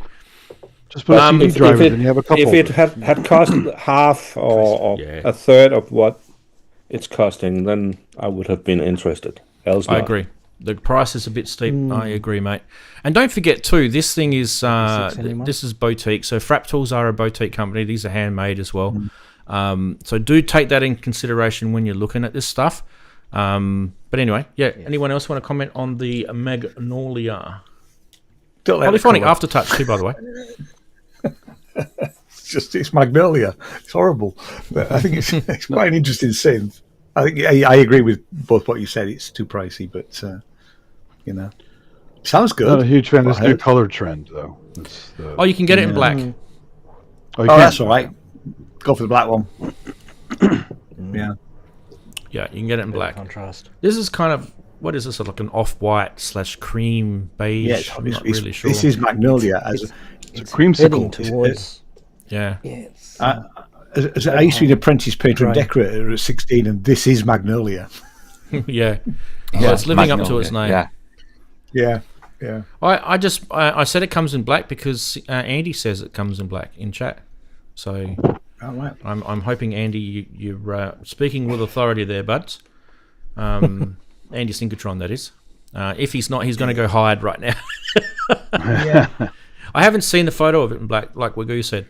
So it'd be nice to see one. He was joking. Ranzee was joking. Was he? He said not. Yeah. Oh, he says not afterwards. Andy, you're a bad boy. You are a bad boy. It's funny. Well, you can just do a spray job. Well. If you turn off the light, then it's in black. Yeah. I had a girlfriend that said that once. Right.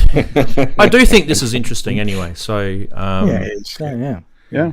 Nice to have new players. Synths are always interesting. Yeah. All right. We'll keep going. I think we need to see more of this and hear more of this. And I'm not showing. If you're wondering why I'm not showing the Superbooth demos that you've heard of this thing, it's because I can't. I don't have permission. So if you guys want to explore all that, there's a million videos on all the different synth channels that you can go and explore. I'm only showing what the manufacturer shows. But they do actually, I have to admit, they talk about this in another language. It's got subtitles on it, so it's fun, you can read it. But they do talk about this thing with a lot of passion, and I think it's interesting to actually listen to what people say about what their thought process was and the engineers that are involved. And I feel like if you ever kind of want to sort of get an idea of what goes behind designing a synth, and you're not a massive company like Korg and Roland and Yamaha, it's a good video to watch. Other than that, good on you guys. Does anyone know what country they're from? I think is it No. Don't know. Frap Tools. Let me just see. Subtitles they might be Italian. Someone in the chat says Italy. There you go. So just on the same time. I guess I misheard the language. Yeah, I did too. I wasn't paying attention. Right. Okay. Ian, warm your hands up, because the next one is for you. You're going to have fun with this. Yes. They look very similar, those two ones, didn't they? Just one after another. This is the Destiny Plus Programmer 900, if you're wondering what the hell this is. It's a 6-voice polytonal musical computer. And while Ian grabs his tea, thanks, Jane. Grab one for me too. I feel like I thought of Ian when I saw this, because it's a bizarre looking thing. And Ian's not a bizarre looking guy or anything, but he does kind of like the bizarre-y sort of music generating products, and he's kind of cool. I mean, Andy is as well. He'd look very good behind it. But how would you feel about discovering music in the harmonic voice arena, and then you get all this kind of weird sort of tools in front of you that look like, is it a toy from grade 4 in next it's like to a the Heimbach puzzle device section? Here. Is it just very hard? Shall we watch the vid and then we'll come back? Watch the vid, and Ian can tell us all about it, because the vid does. We're not going to watch all of it, as you guys know, but you'll have a listen. It is interesting. Introducing Programmer 902.0. The first iteration of Programmer 900 architecture was dense in design. It required a large amount of processors to compute 6 harmonic spectral voices with over 500 partials per voice, DSP, logic and CV buffers for all 32 mod destinations. Programmer 900 2.0 advances these concepts. Features include preset and spectral state morphing, harmonic spectral lock, a MIDI matrix for per note assign function, and 9 new DSP algorithms.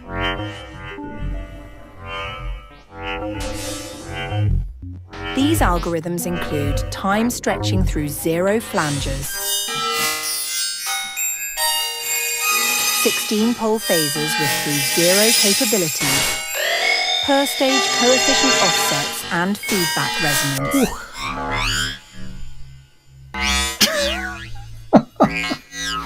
All right, I'm going to leave it at that, because Ian... Is she talking English? She is. Ian, I'm sure you're going to tell us... this is, by the way, a second suck of the Sav for the Programmer 900. Ian, over to you, bud. I know you've got this. I thought... I'll be honest with you. I was quite excited when I first saw this, because I thought it looked weird, and I like weird, but I'll be honest with you, the first thing is I didn't like the sound of the demos, so I went looking for other demos, and they all pretty much sound the same.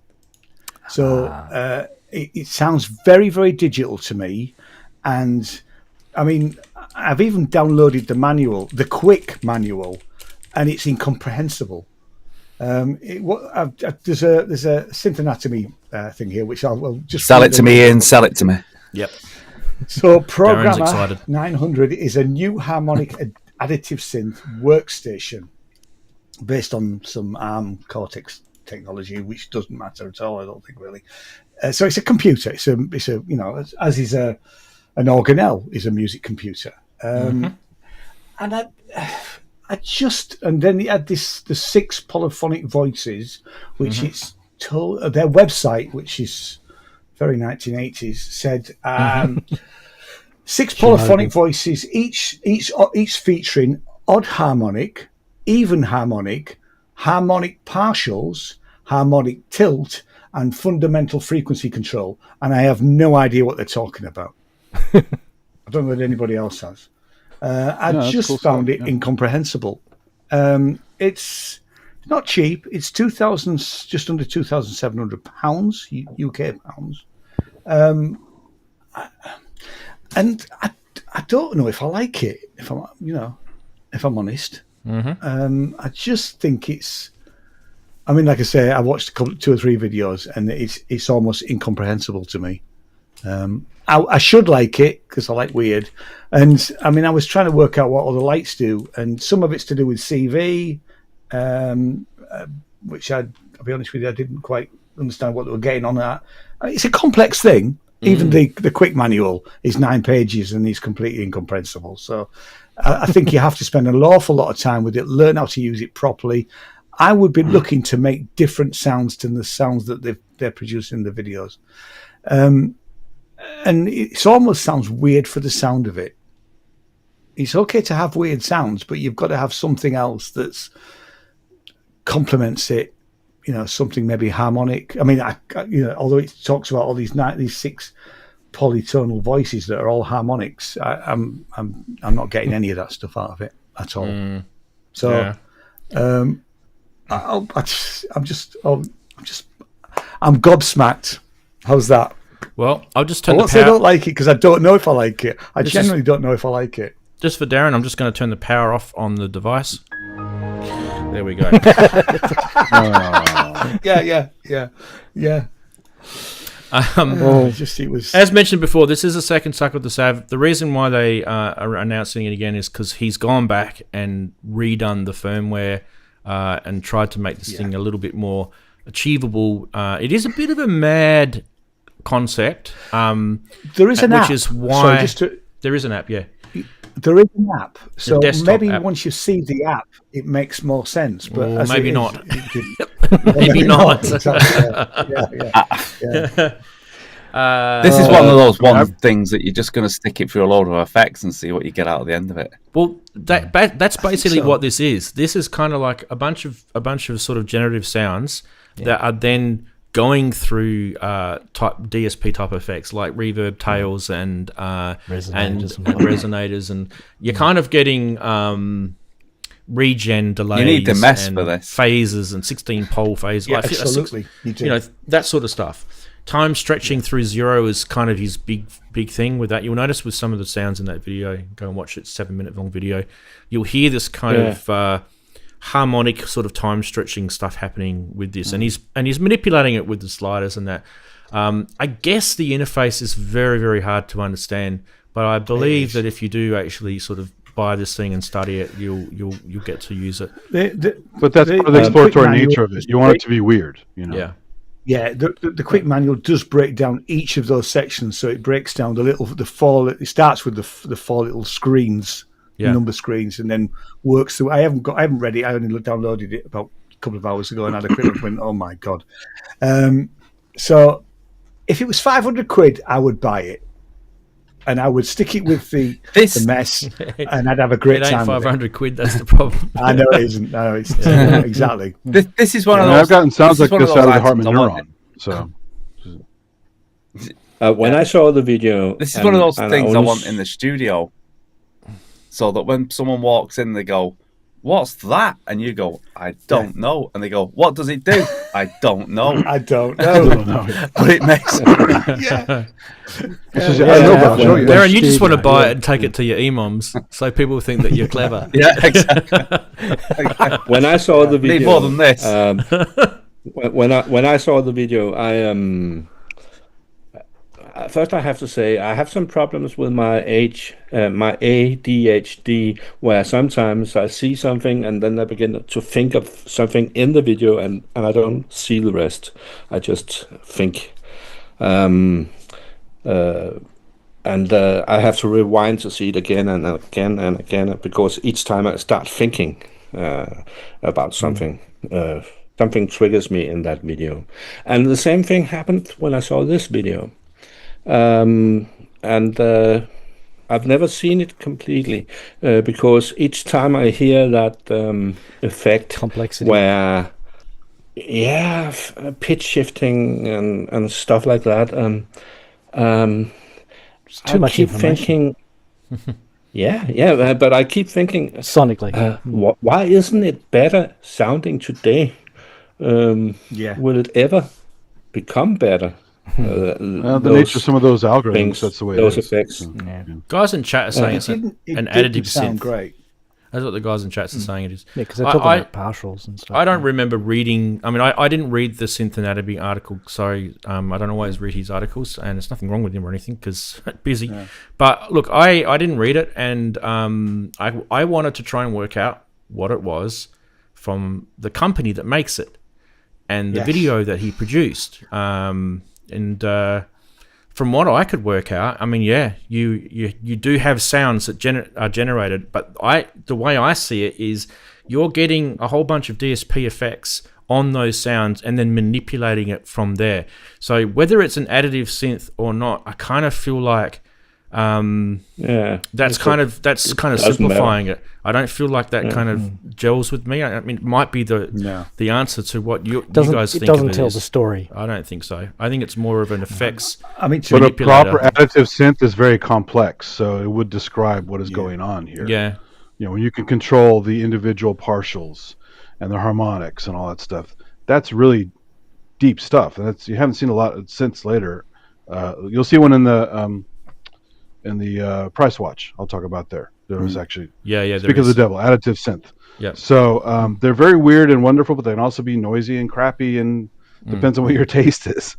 But do you remember the Ekdal polygamist? Was it polygamist? Yeah, Ekdal polygamist.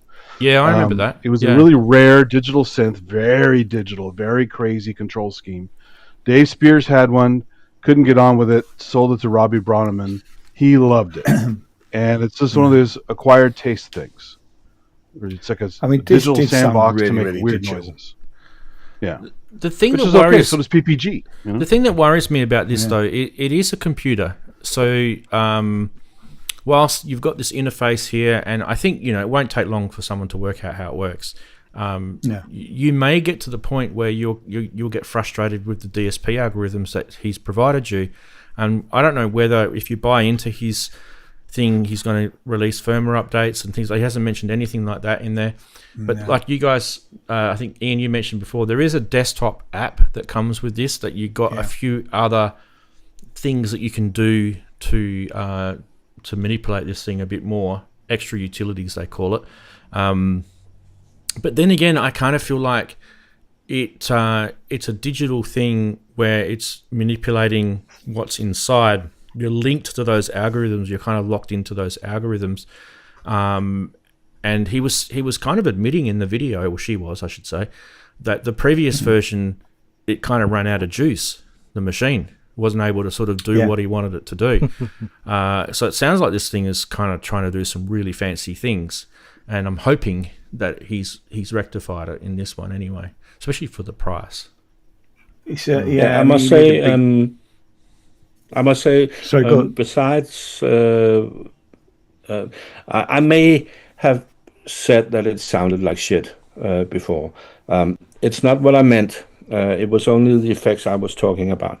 I like the idea behind this. No, but it was because it was the effects I was listening to. I know additive synthesis, and I, in some ways, I like it for organs and stuff like that. But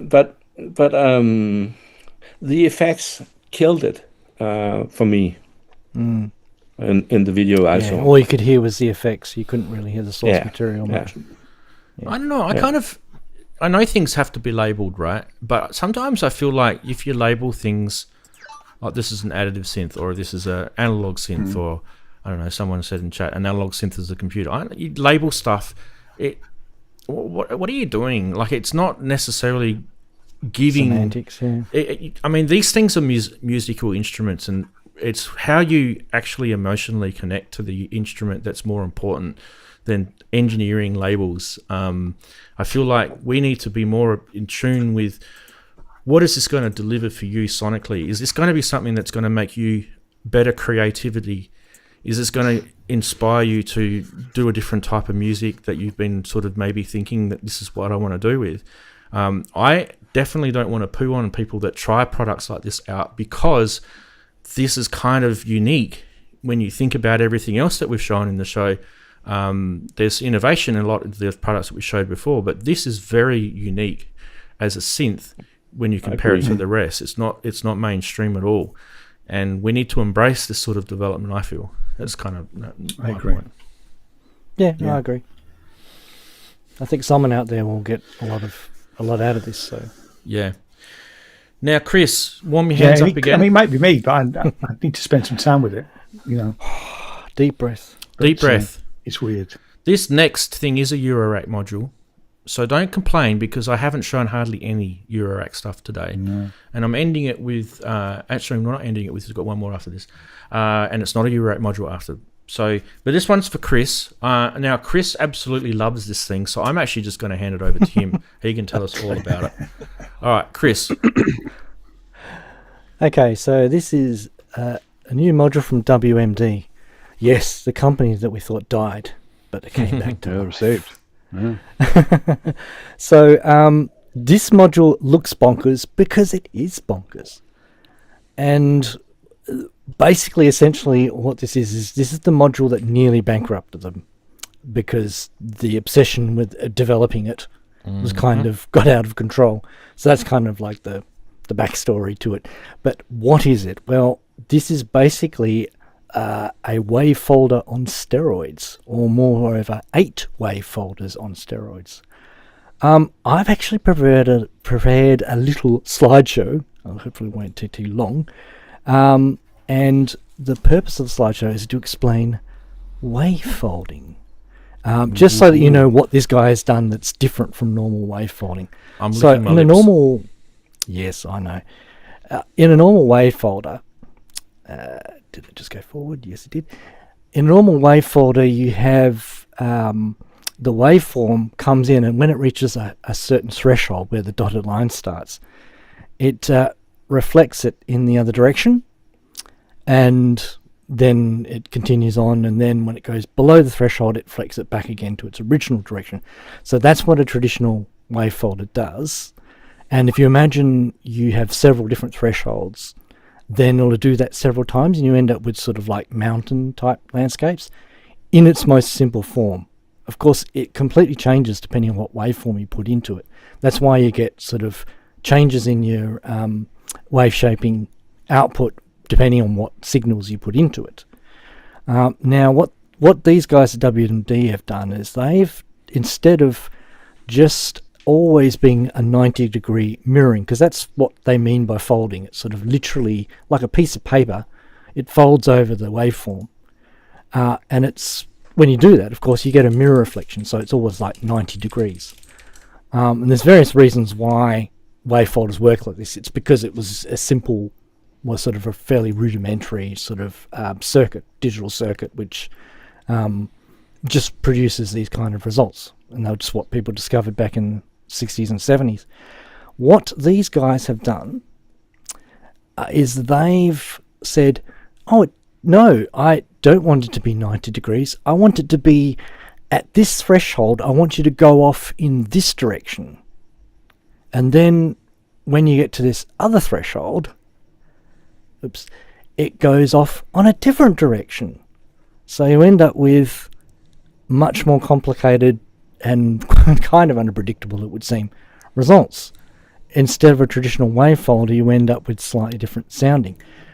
So you end up with kooky things like that instead of what I was showing before. So that's kind of the main thing here about what's different about this module. But if Rance, perhaps I could tell you a bit more about the basics of it. Go for it, buddy. If you could put up the image of the unit, because it does send the need. Yeah, thanks, man. Actually, do you want me to do it larger? and put me in the corner. That'd be great.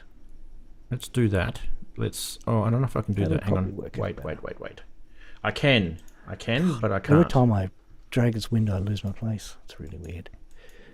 Gosh. Right. What I can do is... Can do attitude. That's what I've got. Let me just go to here. Just do the multi-view. I don't mind. No, you're going to love it. You're going to love it, but you just have to be patient because I'm really slow at clicking on things. Patience. Really slow at clicking on things. Master ants. Look, I don't think this is too bad. I think this is pretty good. CV up, CV down. Yes. Yes, excellent. That's groovy. Oh, I like that. Oh, and it's got the little Sunday sonority down the bottom. Oh. Okay, so, so as you can see, it has 8 faders in the middle, 8 sliders, and they can be mapped to those thresholds that I was talking about, the little red dots in my previous little slideshow, or it can change the direction of each stage of the wave folder, or it can do also some other stuff. It can also, macro controls. So in the third mode, the sliders can actually change like a variety of the parameters all in unison. So if you can imagine the complexity that we're getting out of here, it's a nerdgasm pretty much of kind of modular synthesis, and it kind of sounds like it should be like a new type of synthesis, kind of a wave folding synthesis, which I've not heard of before. Now, we all want to know what it sounds like. Unfortunately, I've not been able to find any videos that I can play, but the demos do make it sound like pretty much like a wave folder would normally sound like, but there's something else going on. It kind of sometimes blends into a sort of a low pass filter, a high pass filter. It's turning to a flanger at some stage.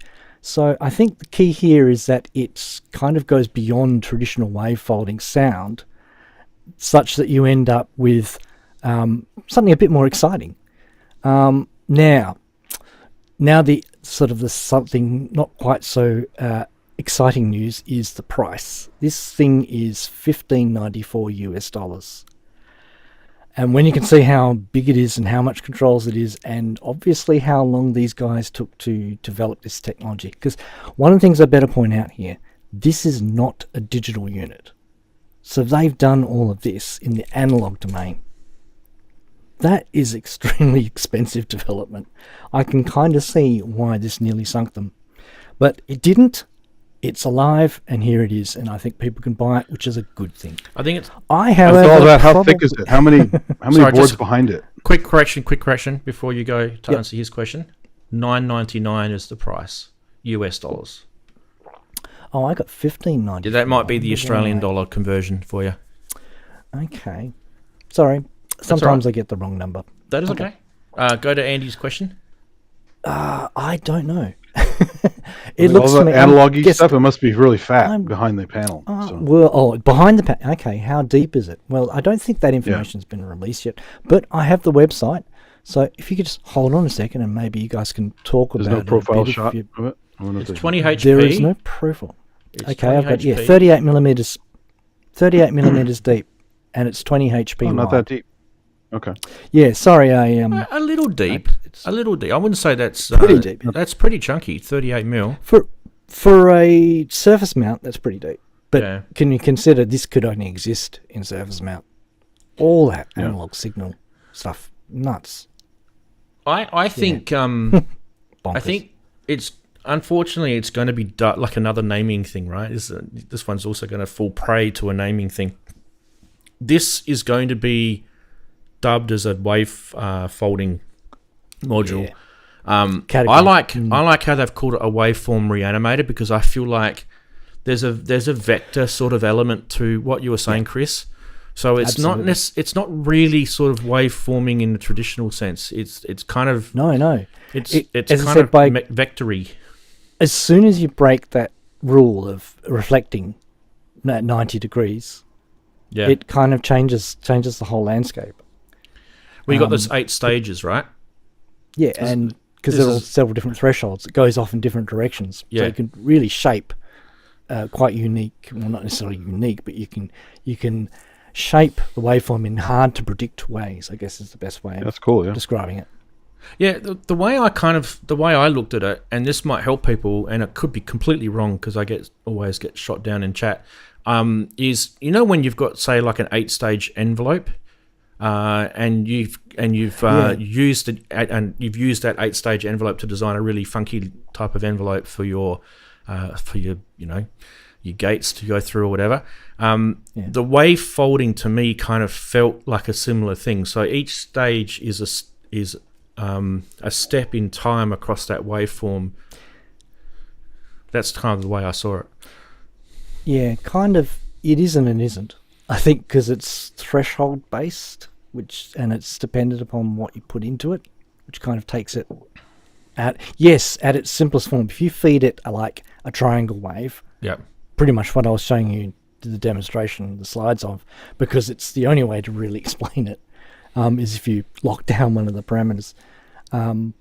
Then you can understand what it is doing with the signal. But then when you say, let's put in white noise, or let's put in a frog whistling in a pond while the trees fall or something, what's it going to sound like? I can't predict that quite so easily. So it's definitely one of those things where kind of, it's on each step. Yeah. Or it's stage. kind of possibly, it's one of those things where I think it's going to become fairly clear when we hear more demos what it's going to sound like. And I think we'll get to know its signature sound, I guess, fairly quickly. It's a pity we haven't got demos. I know they're showing it at Superbooth, it's so you such might a be hearing them. new, and I imagine they're pretty sensitive about it because it's got a fair bit of pain associated with it for this to be birthed. So I kind of get that from the developer side. It's a cool idea, though. I've actually stacked wavefolders together before, and that was fun. But this is very, very different. So I kind of feel like if you do sort of know a little bit about wavefolding and the sounds, you're going to kind of get almost like a digital FM sort of synthy sort of sound out of it.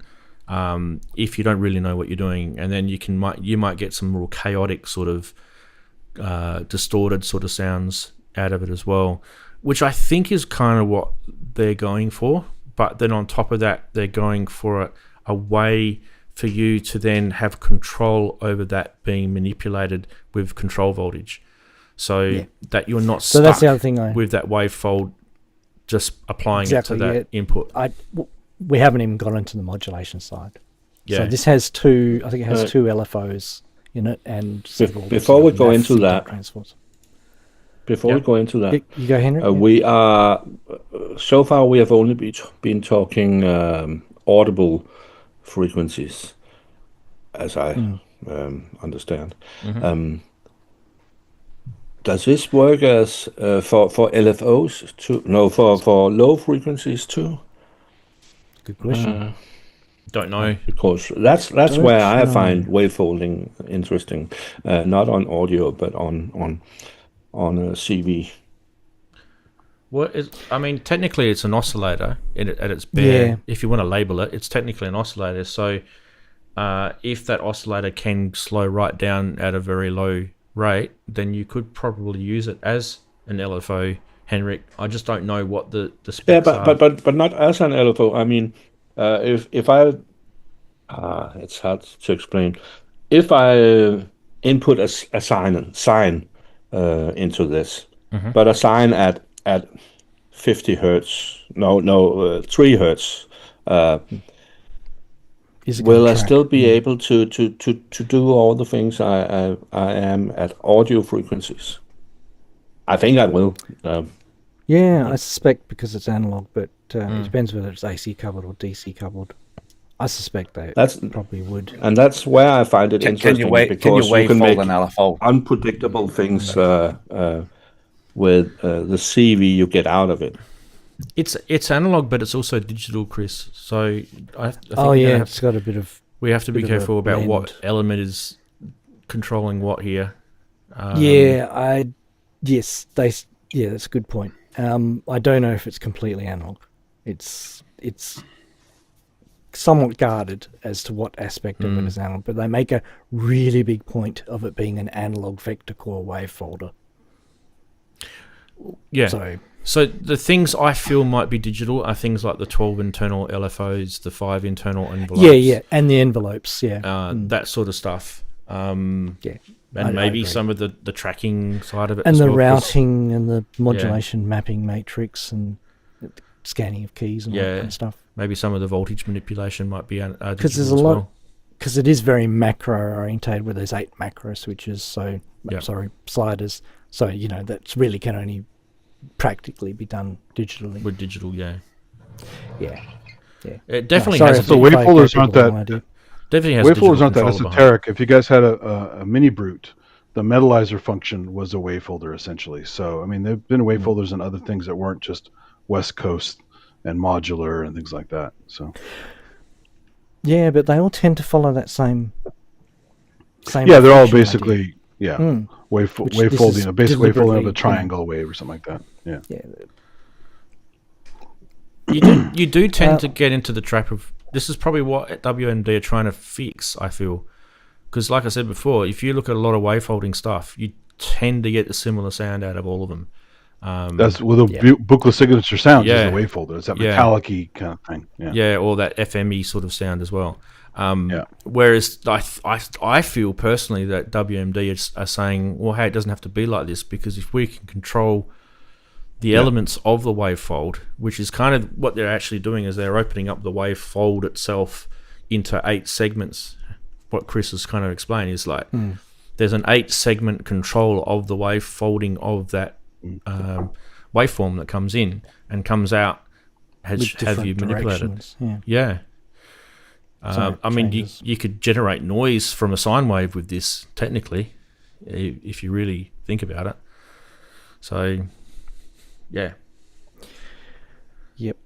But the other thing I better mention is that it does have a stereo output there. You can see it left and right. And the way it's stereo is there's a blend control, and the further you turn it to the right, the more the high frequencies are spread out over the stage, but the low frequencies always stay in the middle.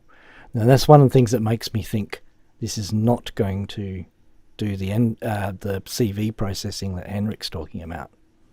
But that could be just, it's modular, so maybe there's a different output with that's DC coupled that doesn't go through the stereo outputs. So, these people do tend to think of these things, use cases. So,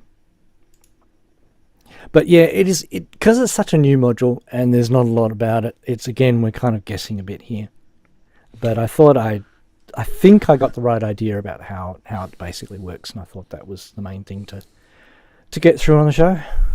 I think I can do it here, but if you zoom in on this module, and then you look at just the connectivity side of it. So if we're looking at just the bottom inputs and outputs down the bottom, and you read those labels, you'll start to see just how complex and I'm saying complex in a good way, not a bad way. So if you want to nerd out on this sort of stuff, I kind of feel like that's what they're trying to do here. They're giving you things like target modulation as symmetric and asymmetric. They're giving you things like assignable CV. They're giving you the ability to slope and shape stuff, which then means that you can do, you can wavefold stuff and then like slew it, right? You can have this thing called an EQ. What is that? The EQ-THLDS threshold? Yeah, EQ threshold, right? Yeah, I think it's the thresholds. Yeah. So I don't know if they mean equalization or whether they mean equal thresholds. How equal the thresholds are makes them more equal to each other. But then you look down the bottom and less varied. You've got your outputs, right? So you've got all these the outputs down the bottom in the white with the white sort of paint around them. And there's this thing called DAC. Like, what's that? Are you getting a direct output from the DAC on this or something? That's interesting, isn't it? There's some really kind of weird stuff on here. They are cagey about it. So I'm sure they will reveal all later on. But yeah, it is. I think the comments I heard were and of course it's got every possible configuration of patcher point that you could possibly ever need, and I think that was as much as they said. Yeah, because the abbreviations are funny. There's even the one that says looks like halt, but it probably means horizontal alternative or altitude or something like that. There's a few abbreviations and acronyms being used. I think. Do you guys feel this needed a screen? I felt like it needed a screen, like to see get what you're doing. Get an oscilloscope for your modular, like the O-Tool. Oh yeah, I guess. I mean, I've got a data. Put Mordax data next to it. Yeah, just chuck it in a data. Mm-hmm. I think the demos, I've seen the little short video demos. You'll find them if you search for this, spelling it the right way. Probably more videos by now because Superbooth's day 3's over. Spelling it the right way? Is it not spelled the right way? Well, it's SK. It should be SC. But it's SK on the module. Yes. Okay. So if you spell the word scorpion normally, it's with a C. Yeah. Yeah. So you're saying the demos have incorrectly spelt the name of the module? Is that what you're saying? No, they have correctly spelt the name of the module. Sorry, I'm confused. No, I just mean if you type in Scorpion, if you were listening to this podcast and I hadn't explained that it's Scorpion with a K, you might have typed in SC and you wouldn't have found the videos. Oh, okay. I get what you're saying now. Yep. So if you type in SK for Scorpion, you will find the videos. But he does show the Mordax data right next to it, so you can see the wavefold. You can see the wavefolding sort of effect, and you go, "Oh yeah, it's wavefolding." Oh no, that's not quite. What the hell's going on now? At the same time as you're hearing it and going, and there are ums and ahs from the audience, of course. I think the other what I was referring to with the screen is, I know you can use a Mordax data, and I know with the Mordax data you can actually have a look at what the waveform looks like before it goes in and what the waveform looks like after it's come out. But what I meant by a screen is kind of when you're sort of moving these sliders, it'd be nice to sort of see any sort of information or feedback on what they're doing. As opposed to just actually visually seeing the waveform. That's kind of would probably be $1,500. So maybe, but I mean, it's a pretty cool module when you think what's gone into it. Like 5 years of development. I'd like to see that. If it costs more, then fair enough. But some people will pay it. Maybe not. Yeah. I have to leave. Okay. I may return if I can reach it. Do it before you end. But I have to leave now. No worries. Beautiful. Thanks for coming, mate. See ya. By the way, I have the show tonight, and there should come some guests from down there. One of them is a guest, All right. Yeah. Andy will share the link. If he doesn't turn up, it would be really sad. Embarrassing. Okay. See you, Henrik. Andy will share. See you, Henrik. Thanks for. See you, Henrik. I'll share it again. I already put it once, but here it is again. All right, beautiful. Okay, Chris, I kind of feel like we are probably going to have to revisit this when they, launch it properly. So yeah. Anyway, I will have to very fresh. Something to do with Henrik here. Otherwise, we're just going to have Henrik. Oh, we've only got one more product to show anyway. All right, Daren, I think you're on. Yep, you're on this one. Next one. And the last one we'll show for today is the third wave 8M. This is by Groove Synthesis. You guys have seen the third wave. They've got a couple of third wave synths out already. They're all based on the same thing. But Daren, did you get a chance to have a look at this, or? I had a quick look at it, because the reason is when the third wave keyboard came out, and I think at the time I said it'd be great if it was a desktop version. They then brought the desktop version out, and I think it was a couple of months ago. Have you mentioned that they've now added some sort of sample base where you can put your own samples in, or even your own wavetables in. Yep. Update, And now they've brought out what you could probably say is the baby third wave. It's a nice, smaller, compact version. Is it a cut down version? In a way it is, but they say it's not, because this only has 2 voices, where I think the others have 4 voices. It's got a bigger screen. This is hence the reason why you let me have a look at this, because I like big screens. When you say voices, the you mean desktop version of the keyboard. Oscillators, right? Yeah. Because it's got 8 voices. Yeah, as in because don't the other 2 you can? It's patch compatible, but I'm sure there's only this. I'm sure this is. So this has got eight oscillators and 2 the big parts. Yeah, 2 parts, and the bigger ones have got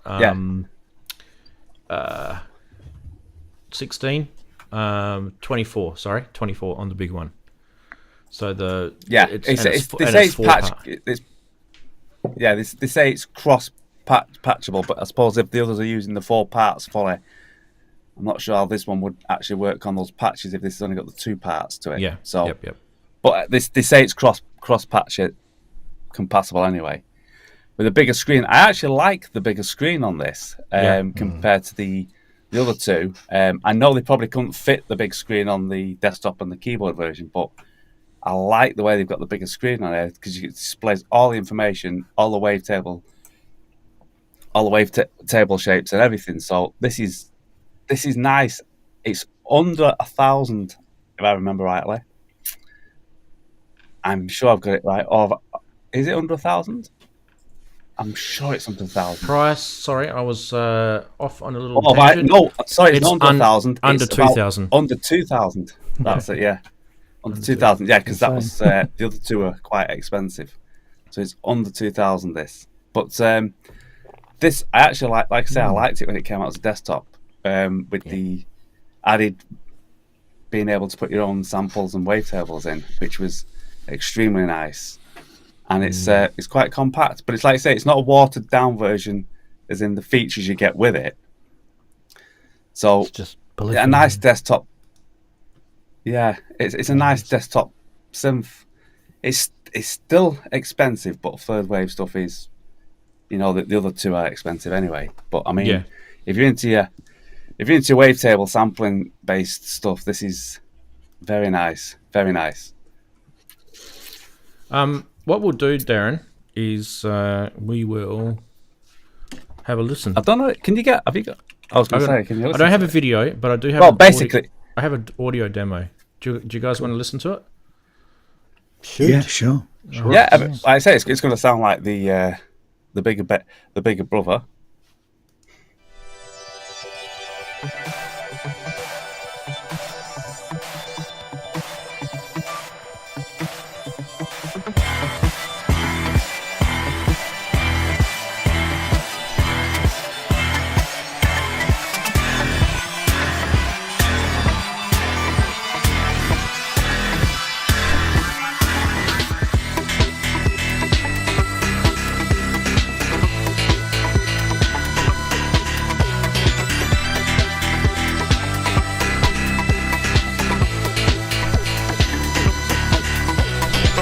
Let's just have a listen to an original PPG track too, because I kind of feel like a lot of people forget that this was modelled after the PPG wave. Well, there is some patches, some real original PPG patches on it. It has the same waveforms. Yeah, and this is a nod to a great Perth band called Chris. Can you remember? Eurogliders. They came from our city. Actually, the keyboard player now lives in the UK, and she's a professor in some other sort of not weird, but another completely nothing to do with music. But the keyboard player actually originally comes from Perth. There you go. The Take on Sugar Glider, is that what the name is? Well, the song that you were just we were referring to that had that patch in it is called Heaven. Or Heaven Must Be There, or something like that. So yeah. What do you think of the bigger screen on this? I love it. And Andy, actually, because I like big screens. I think this is very, very nice. Bigger screen. I mean, you can literally get every bit of information on there. Wigoo wants to know, and because he hasn't even asked, but I'm going to tell him, it does ship with 19-inch rack ears. Oh, yeah, he was asking about the other one as well, yeah. Yep. So rack this baby up, and it's under $2,000. You know, it can't be that bad. Also, for those freaking out about no keybed, it's plenty expressive. The original module they had at NAMM, they had a Rolly Seaboard hooked up to it. It was glorious with all the controls. So, yeah. Someone in chat asked, any word on the Atom Synth? Go back a couple of episodes of Synth Geekery. Go have a look at that. We're already showing it. If you're talking about the Warthog, it is on the show. If you're wondering if there's any update about it, well, there is one little update, and that's I've had it. I don't know. This has got to be confirmed yet, but I believe the price is $5,000 US for the Warthog. So, okay. I don't know if it's true or not. I haven't had that confirmed yet because they actually haven't listed their price still officially on their website. But if you do want to check out the Atom Synth Warthog, there was a massive amount of stuff that we showed about it a couple of episodes ago on my channel. Just go check it out. But don't go yet because there's some cool things coming up, including Andy's price watch. And Daren, I kind of feel like we don't really need to sort of go into this a lot more because the third wave, this is really just it's like another take on something they've already released. It's basically a baby. Well, like I say, it's a baby version of the other two synths. Exactly. But it's not watered down. It's not completely watered down, and they just put a bigger screen on, which I think just makes a big difference. So I think great little. Or as Wagyu would say, 19-inch rack mount sorted. If you liked it before, you'll like this one. So what more can you say? But don't quote me on that price, by the way. Please don't quote me on that price. It's no, I did hear it was just under $2,000. Yeah. Okay. 1.9. I don't know if that was dollars though. 1990 is 1999 is what I've got here. And that's is that Australian US or dollars. Yeah, I was going to say because I had US dollars, so yeah. Okay, so we're done with news. We've got well done. 2 hours and 20 minutes. Our presenters. Yeah, well done, guys. And pitched in, guys. So. Let me know if you're watching this on the replay. Let me know in the comments below. If you're watching this live right now in Twitch or in whatever platform you're in, let me know if you like the little new format where we give each of our little video guests a little slice of the news and they can sort of take it away. If you like that format. There'll be those comments. Oh, they're all full of shit. Let's not go there. Yeah. Right. Okay. So what we've got to do now is we've got to give you guys another clue for the synth quiz. Right. Got my notepad ready. I just need to do this data sourcing thing again because I'm so sick of it. All right. Let's go to let's go to this view now that we've finished the news. And the second clue for the synth quiz is popping up down the screen right now. Analog modeling is the second clue. You guys should be able to get this one. It's easy peasy, easy peasy. I'm not going to say anything more than that. And while I'm at it, I'm just going to fix the data sourcing on the last one. The last one, if it doesn't give it away, you guys are crazy. Crazy. Yep. Right. Andy, warm your hands up. We are now going to visit some used gear.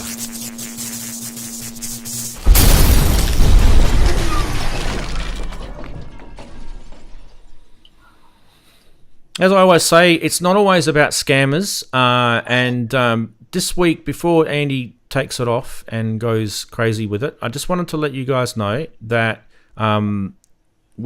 what we do is we kind of like to go off and find interesting things. Sometimes the prices can be a bit crazy and scammy, and we'll let you know if they are, but not always. In Andy's done the research this week, so be nice to him, and I think he's done an amazing job. So over to you, Andy. Let us know what we've got here. I've got some reverb sites up if you want me to go across them, by the way.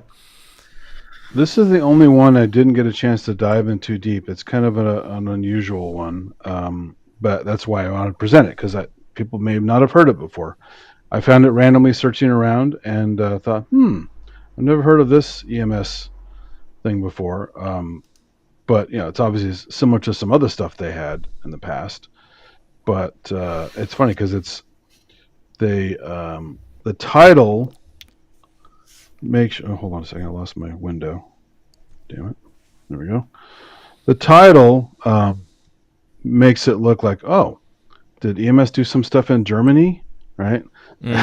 But this was it was made in the UK, like all the other EMS stuff. Yeah. Yeah. So, but the title was originally like, what the hell is this name? Is this guy just calling it that? Whatever.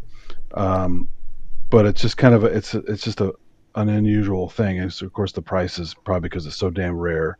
You're not going to find too many of these. But there was a funny thing in the. Let me find, what was it here? Something about something vibration, something or other. Oh, in the listing. So the way they describe. Yeah, it's the way they describe the oscillator. They keep saying vibrations when it's just an oscillator. Vibration So I think the guy's sawtooth. I think the guy's just like an ESL kind of thing. It's just kind of or some kind of bizarre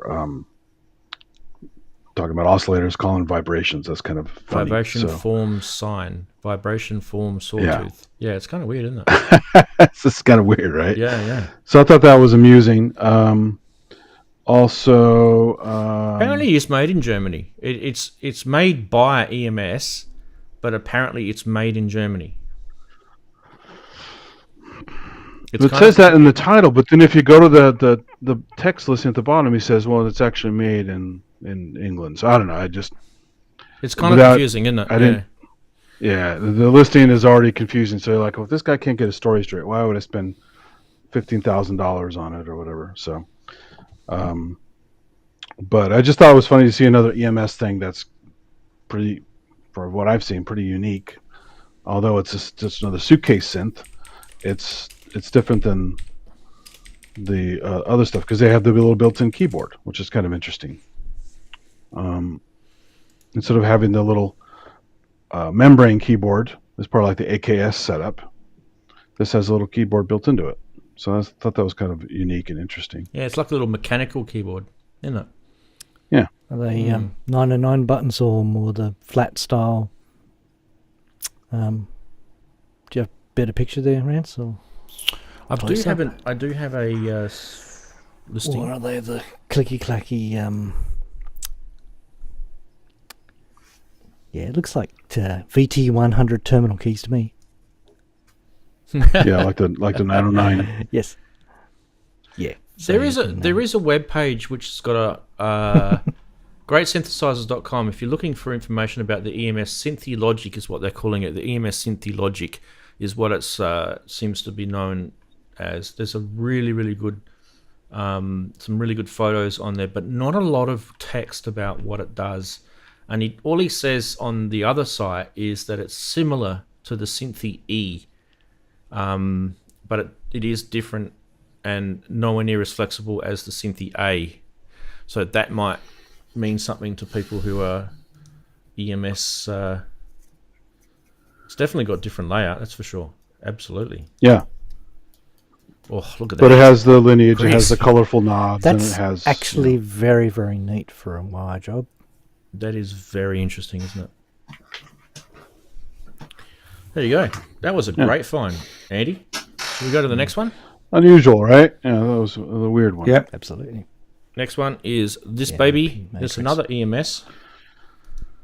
So, since Kent had all of his troubles with the Kraftwerk vocoder, I thought it'd be fun to bring this one up because this is another one that's talked about. You have Boda or Moog, you have EMS, you have Sennheiser, and of course all the Roland and other stuff that came along. But I've never seen one of these. Obviously, at this price, I would never be able to afford one of them. And I don't even know. Does he even say here? He didn't say. I don't know the history of these. What tracks actually use these? I don't really know. Well, Okay, so I'm either completely wrong here, but I have a feeling this is the vocoder that makes the Cylon by your command voice. Oh, by your I thought that was Sennheiser. Oh, okay. See, this is where I could be wrong. I thought it was this one. Yeah. It could be wrong though. You keep Which hearing one's which? Sennheiser repeated a lot. So Okay. I do remember we did a show on vocoders a while back, and we nutted it all out, and it'll be like 4 or 5 years ago. Daren, we have to sort of like shake a few brain cells to try and remember what we did. I got a feeling the EMS vocoder was definitely sci-fi related. I could be wrong. Anyway, someone in chat will tell us. No doubt. I don't know. And I didn't go through all the pictures when I was looking at these, so you might want to cycle through those real quick. Yeah. Is there anything to see? Really? Not really, no. I can't. I mean, it's just close ups of the panel. We can do it. Let's do it. You never know. It might have a sticker on the bottom say this was used for the Cylon. Yeah. This is by your command at the bottom. So Yeah. Yeah, no one's made a comment about it in chat yet. That's where everyone's left because we've finished the news now. But pretty simple interface. There's not a lot of stuff going Yeah, on. I'm just trying to think, like, in terms of what you get, there's not a real lot. Very simple. Yeah. It's even less than the Behringer one. You get a little bit of pause I stuffing. bet you it sounds a lot better. There you go. That's a great one for Synth Quiz. Pause stuffing. Yes. Yes. Would have been now. You blow it. Excitation level. That's a next good to one. the slew. Pause stuffing. Okay, next. Andy, go. Yes. So I put this in because I'm a huge fan of this synth. Yeah. I have Vector synth. obviously software versions. I have software versions of this. There's even an iPad version, which is amazing. But and it has this guys with the green checks again, right? Remember the green checks? You guys like the green checks? We like the green checks. Yeah. Because without it, who knows what's really going on? You need that feedback. Yeah. Rare 80s and again, the tick. price, Green. the price is crazy. I haven't been tracking these, so I don't know what's normal for these now. But if it is immaculate, maybe. But that's pretty expensive for one of these guys.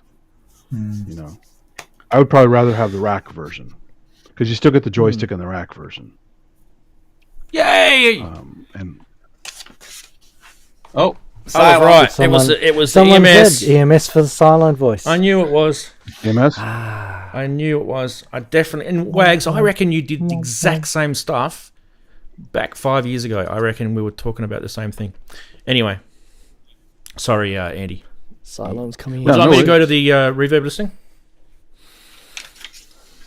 Sure. This one had a lot of green ticks, so I reckon that's what attracted it to you, right? Oh yeah. Well, also I really like the synth. I mean, it's it doesn't get talked about. Yeah, I've that got much. one of these. Yeah, a Behringer version. Haven't I? Yeah. You do. Oh, I get the little guy, Yeah, with the you little have- game joystick. Yeah. Yeah. If you buy from this guy, he gives I've 6 got layers one- of bubble wrap. 6 And layers of So that was the thing I too. mean, hey. Go down the listing and look at why it's so expensive. He has a funny explanation of why he's so expensive. The pictures show it, but also he puts it in text form. The listing. Because people say, "Why is this so expensive?" And he explains himself there, like very verbose. Secure packaging. Yeah, he's like, "Look, this is Shipping not a door- scam. This is showing why I do Pandem. all this stuff." And Due to the Across all pandemic. his listings, I think. Well, I mean, I feel for the guy. I'll be honest. I feel for the guy because I have not sold anything on Reverb for months and months and months, and the reason for it is no one wants to pay the postage from Australia. So the only people people that buy stuff from me now are Aussies that are willing to pay the postage just across this country here, but no one really wants to pay for postage overseas because it's insane. I get it. I understand. And I don't do any reverb sales abroad either. I mean, it's not selling a lot on reverb anyway. Yeah. All right. Next, we are doing the Kvi. Key 5000S. so Near mint. So this is cool. So here's an additive synth. We were talking about additive Yeah. stuff earlier. Yeah. And it's pretty complicated. So you can basically do. Let me get to the page here because there was an interesting description here. It's got the last final OS on it. Well, yeah. So the rack mount version, which is the one I have, was a later version, just like with the Roland stuff, right? And apparently the rack version had the later stable OS, because when it mentioned the stable OS, I'm like, I didn't know this had stability issues. But apparently the keyboard version, since it came out earlier, had a lot of problems, and that's why it's so-called rare later version in the text there. But I had the rack version, never had any problems with it, so I didn't go in and check the actual rev, but I'm assuming it's because it came out later, it's up to date and all that kind of stuff. But one of the funny things they mentioned about it here is they claim, like Vintage Synth claims, it's a breeze to learn once you learn all the parameters, but it has 1,000 parameters per patch. That's a lot of parameters, right? Yeah. Put that in your memory. And I did a little dive a while back. I mostly use the presets because they're really good, actually. It's very evolving kind of soundscapey presets and weird stuff, as you would expect with additive synthesis. But there's plenty of normal boring patches in it too. So yeah, if you want to get crazy, you got 1,000 parameters to play with. Yeah. But this is the fancier version. I have there's also a W version which had a sequencer, the K5000W on board. But I just have the little rack version, which is really nice. And I just mostly preset dive and tweak a couple things on it. I don't get all crazy with it, but it has all the power. It's not as powerful as Vast from Kurzweil, but it's one of those kind of things where it's with 1,000 parameters. There's a lot of stuff to play with, so you could theoretically go off the rails with this thing if you really wanted to. So it doesn't get talked about that much. That's why I wanted to bring it up. So I remember this kind of let me down sonically though. So remember what I was saying before. Yeah. So remember what I was saying before about when you look at specs and engineer talk and stuff with all this synthesizer stuff over the years. At the end result is if you don't like how it sounds, if it's not gelling with you, or if the interface isn't working to the point where you can understand how to use it in a sort of musical way. I thought this kind of let me down sonically, but then again, I have to admit that I found the way you could edit and manipulate sounds really, really interested me. So I was nerding out on that. A lot of people were scared of that, but I was nerding out on it because I thought, hey, that's really, really cool. But then I was kind of getting a bit sad because I kind of felt like it was starting to sound like doorbells quite a lot. Like this harmonic sort of, sure. Yeah, sure. digital. And that's why when the weird thing they played earlier with all the weird harmonics and stuff. Yeah. A much easier interface than this was Camel Audio that was swallowed by Apple. Yeah. They had a program called Chameleon 5000. Yeah, remember it. And it actually lets you not only take a picture and convert it to a sound value, but it also lets you go in and you would have a whole page of harmonic partials and amplitudes for those different amounts. And so you could go in there and sculpt, kind of like the EF303 you showed earlier. You could go in and sculpt your harmonic profile of a sound 4 times. There were 4 layers. So that thing is super deep and crazy and way easier to use than this guy is. But it's also, well, it was limited too. It was easier to use, but it was limited as well. There was only so many things you could do. Yeah.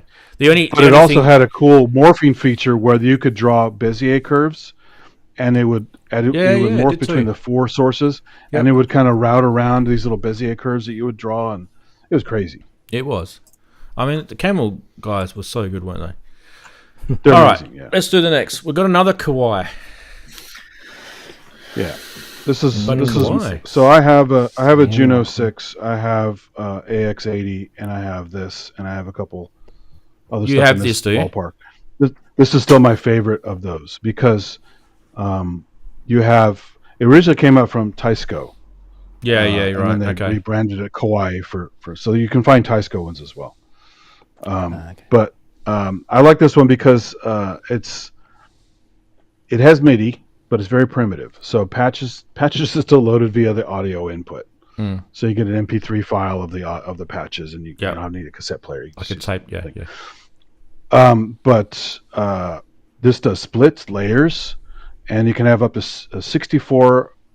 It basically has, I think it's 64 oscillators, some kind of crazy number like that. I think it was 64 oscillators. 24 oscillators. Is it 24? Sorry. Yeah, in mono mode. Remembering stuff here. Yeah. 24, yeah, I'm sorry. Yeah, 24 oscillators, and you can stack them. So one key could be 24 oscillators. Yeah.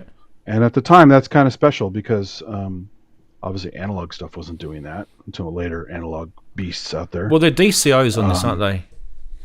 Yeah, DCOs, yeah. Yeah, they're DCOs. But they're still beefy. They still sound really good. Yeah. And there's some really clever, spacey patches on here. And without effects, it's using very clever use of envelopes and some time delays and stuff to give you the impression of more effects going on at once than there actually are.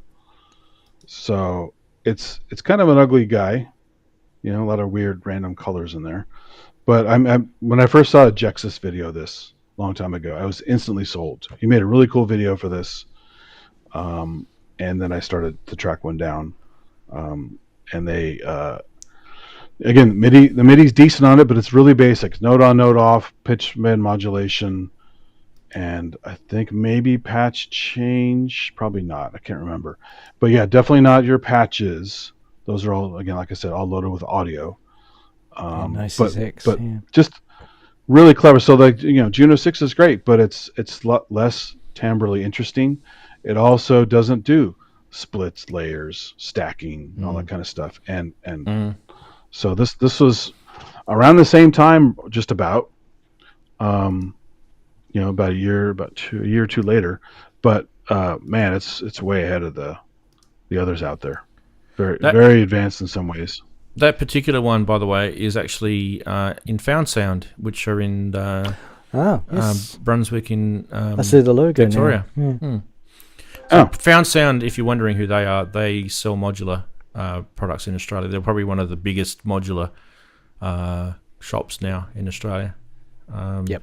And they're just online. And look at that background. I think you gotta love that physically, background. if you live in Melbourne, you can go physically visit them. Yeah. The guy, I forget the guy's name that owns it. He's really a synth head, just like us. He's really big synth guy. So I wouldn't be surprised if this is his, and he's just getting rid of it. Yeah. So another thing to be worried about these vintage things like this. This had the famous battery leak issue if you're not careful. So if somebody never serviced it. Yep. It's a stupid, it's right with leads right on the board. Soldered so in. You actually have to clip it and reattach it somehow. Or what I did is I basically went to Radio Shack when they still existed, bought a little cordless phone battery. I put it in a little tray, so even if it does leak, it's in the tray. And then I put those leads on the board, and everything's great. So it holds the memory, and it's not going to have a nasty mess. But some people have had leakages on these guys and really messed up the board. So. If I remember rightly, Kawai borrowed some tech from Korg in the day as well, in the 80s. And Korg, like, for example, the sequencer and the way that the patches were loaded from tape and things like that were very Korg-esque. So a lot of these companies did kind of use some of the features that. If you know about the whole Japanese business infrastructure, the whole based on the feudal banking system, and how they're all like Panasonic is related to Mitsubishi, related to this and that. Yeah. And this is why you had all these companies with the same damn VCR with different names on them. Yeah. Because one company would make the VCR, and they would all slap their names on it. Yeah. So they did a lot of sharing back then. It wasn't like here where it was all this competition. Was it Matsushita Electronics Company? Matsushita. Yeah, that's or the Matsushita. One. Matsushita. All right, last one. Let's do this one.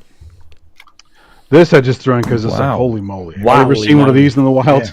Yeah. No. Everyone knows what it is. But it's a How heavy monster. is that? Exactly. You know what, though? I reckon Dave built this. I would not be surprised if Dave's DNA is inside that. I reckon he's built this. Because this would have been... Sweat and tears. This would have been an absolute monolith thing for him to do back in the day. Because this is basically 2 Prophet 10s. And even a Prophet 10 on its own is 2 Prophet 5s, right? So this is insane. And by the way, that price, 41 grand, is an 83% price drop. I laughed at this. Yeah. I can't read what it says in US dollars here, but in Australian dollars, the original price was 370,000 Australian dollars if you wanted to buy this. Wow. And then he's dropped it all the way down to 64,000 Australian dollars. So I think he was having a bit of this. He went up half. Yep, indeed. It also reminds me of his friend Tom Oberheim's 8 voice, where it's all stacked. Yeah. It does a bit, doesn't it? Similar design. They probably got ideas from each other. Let's have a little closer Yeah, they're look. friends. They hung out a lot. So. But you can just see it's got you can see it's got different wood on it. I don't know, maybe they've sanded the wood at some stage or what, but it looks like it's got different wood. It just feels Dave Smith all over this, doesn't it? Don't you reckon? Yeah. But like Wagyu said, you need the big arms, or you have a bad back or something like that, trying to adjust this thing, leaning over all the time. Fall over and smash your keys as you're trying to adjust the oscillators. It's no bigger than a mixing desk. That is true. It's got MIDI. Of course it has MIDI. There you go. Yeah. Everyone thank Andy for going to all that trouble to Thanks, Andy. do a great price watch segment. He's doing Yeah, an it's excellent awesome. job. I like looking at the crazy stuff. So. I know you do, mate. I know. In fact, I wouldn't be surprised if that's how... I can't even remember when we started doing price watch. It was a long time ago anyway.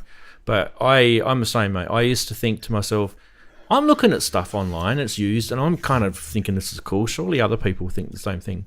So that's kind of how it started. Shall we... And it's also teasing myself for stuff I can't afford. So there you go. Oh, yeah, exactly. Especially that one. 370. Yeah. Why don't we finish off quiz with the last clue?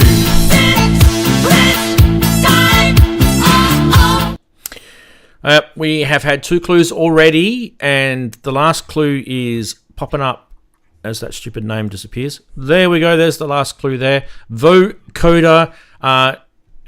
So just put Ranzee, Synth Quiz, and your guess in chat. There's no prizes to give. I know. It sucks, right? It sucks. Yeah. Don't worry. I feel for you. But get me a commercial backer. We're all good. Let us know if you have the guess in the Synth Quiz in chat. I'm also looking at... There's only one person, excuse me, in Twitch. Oh, it's getting late for me. I've been up all day. There's only one person in Twitch. Not even. There was no people in Twitch, so I'm not even going to worry about Twitch. All right. So in YouTube chat, we have got guesses coming out of your gazoobas. It was easy this week, don't you reckon, guys? Surely it was easy. I think so. Well, look at those guesses. Are they all the same? Pretty much. Very much in a certain direction, that's for sure. If I just go like about that. this and go, there's the answer. Yeah, okay. I forget about that. I don't know why that Yamaha thing comes up. Ignore the Yamaha. It's a Korg microkorg. There's the answer. Jack beat me to it. So who was first? Was it Wags? Well done, matey. No, because So the microkorg has a King Kong. step-up edgeator. Jack was before me. Wait a minute, because see, it could also be MS-2000, right? They're the same basic box. No, but it's what I say it is, Andy. It's what I say All it right. is. Yeah. I'm just saying, Yeah, there. rules. I'm going to do His one show. one. This is The This judge's is decision his is show. final. He has the final word. Look, because they are the same box with different remember packaging. I reckon Jack's got it. Never mind, Andy. I think Remember, he's got remember it last too. time we did Yeah. the Jack. name that synth? He did a really Well dodgy done, name matey. that synth. You can Oh, argue. that's right, the You modular don't one. expect it. You can argue. The modular. Guys, argue till your pants fall off. I don't mind. I won't be around. Just Right. don't film it. I'm I'm just pleased I got it right for once. We are going to do How's Your Week Been? And we're going to start with... Who's ready? Who wants to go first? Ian does. Oh, God, really? Okay. Yeah. Go. Ian, how's your week been? My week's been great. Awesome. Saw my COG 700. Yay. I went and had my ears waxed. I had my ears de-waxed. Did you? Jeez, wow. Yes. You had a Brazilian on your ears. I did a tutorial on writing for prepared piano, which was really interesting. Ooh. And then last night, very fancy. I doubled up myself. I went to a quiz, but then I had to leave the quiz and go to something. And I'm going to read out what it says because it sounds really interesting. It says, an acoustic experimental sound journey with live electronics. Okay? Mm-hmm. So a deep immersion in singing bowls, Mongolian overtone, undertone singing, Mongolian horsehead fiddle. Exactly. We had a bit of that, yeah. Frame drums, tube and throat singers. wind gongs, cool. Yeah. and a lot of other stuff, right? And I turned up. I was late. I turned up 20 minutes late for this thing. A lot of people sat around, a room full of hippies. Nothing against hippies, but I'm not a hippie. I'll be honest with you, some of it was interesting. I did leave before the end because at the end we were going to do mantra singing, and I thought, really, this isn't me. Okay. Having said that, Ian, all of that. Having said that, we went shopping, did Jen and I, and look what I bought. I bought another one of these. Those are fun. So my caftan will turn up next week. Yeah, I've got two of them now. They're all different tones. They're great. You know the where you rub the outside of it to get the resonance, right? That's exactly what you meant to do. That's the best part. Yeah, that's the best part. Yeah. I've had a good week really. I've been also working on. I'm at the EMOM festival next Saturday. So I've been working on the set for that. Although we've got a proper rehearsal tomorrow with Jason, who's playing it with me. Good fun actually. Yeah. Awesome. So that's my week. Yeah. Fantastic. But I'm not a hippie. All right. I believe you. Many wouldn't though. Yeah, I know. Daren, I know. how's your week been? Working basically. So not been doing a great deal. I had an idea for my rig, and when you have those ideas that you think are really good, on paper they're really good. Even when you actually picture it, it's really good. Until you actually get it and then try it, and then you go, geez, that's not really good. So I had that. A bit of work. I'm just getting everything finished writing, should I say, for the Off the Tracks festival. I'm getting lighting working and all that sort of stuff. So nothing interesting on that front. Not had time to do a video or a track even for tomorrow. So what I might do, so if anyone wants to watch it, I might put up over the next coming days, maybe a week or so, I'm going to put the filming I did for the waves in the park. So I did each individual artist, and it's about 5 minutes. So I'm going to probably put their videos up over however long. But it's only the audio from the camera, obviously not the audio from the sets, which is the 5 minute, sort of what I caught there, and then just fly around the artist and you get the first 5 minutes or so. So I'll probably put them up. So I'll probably put one up tomorrow, and then every so often, I don't know, over the week or over the 2 weeks, whatever. So that's been my week basically, and obviously with the summer in, I'm working a lot. So awesome. Yeah, good job. Heading over to Andy. Andy, how's your week been? Well, other than looking all that stuff up for today's thingy, it's kind of a Takes boring time, week. doesn't it, mate?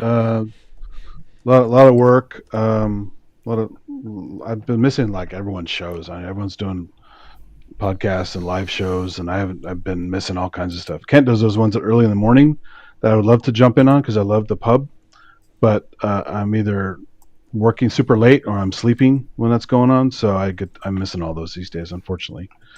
So hope he goes back to doing some during the day, or at least the day my time. No, I like the early morning ones because I can do them.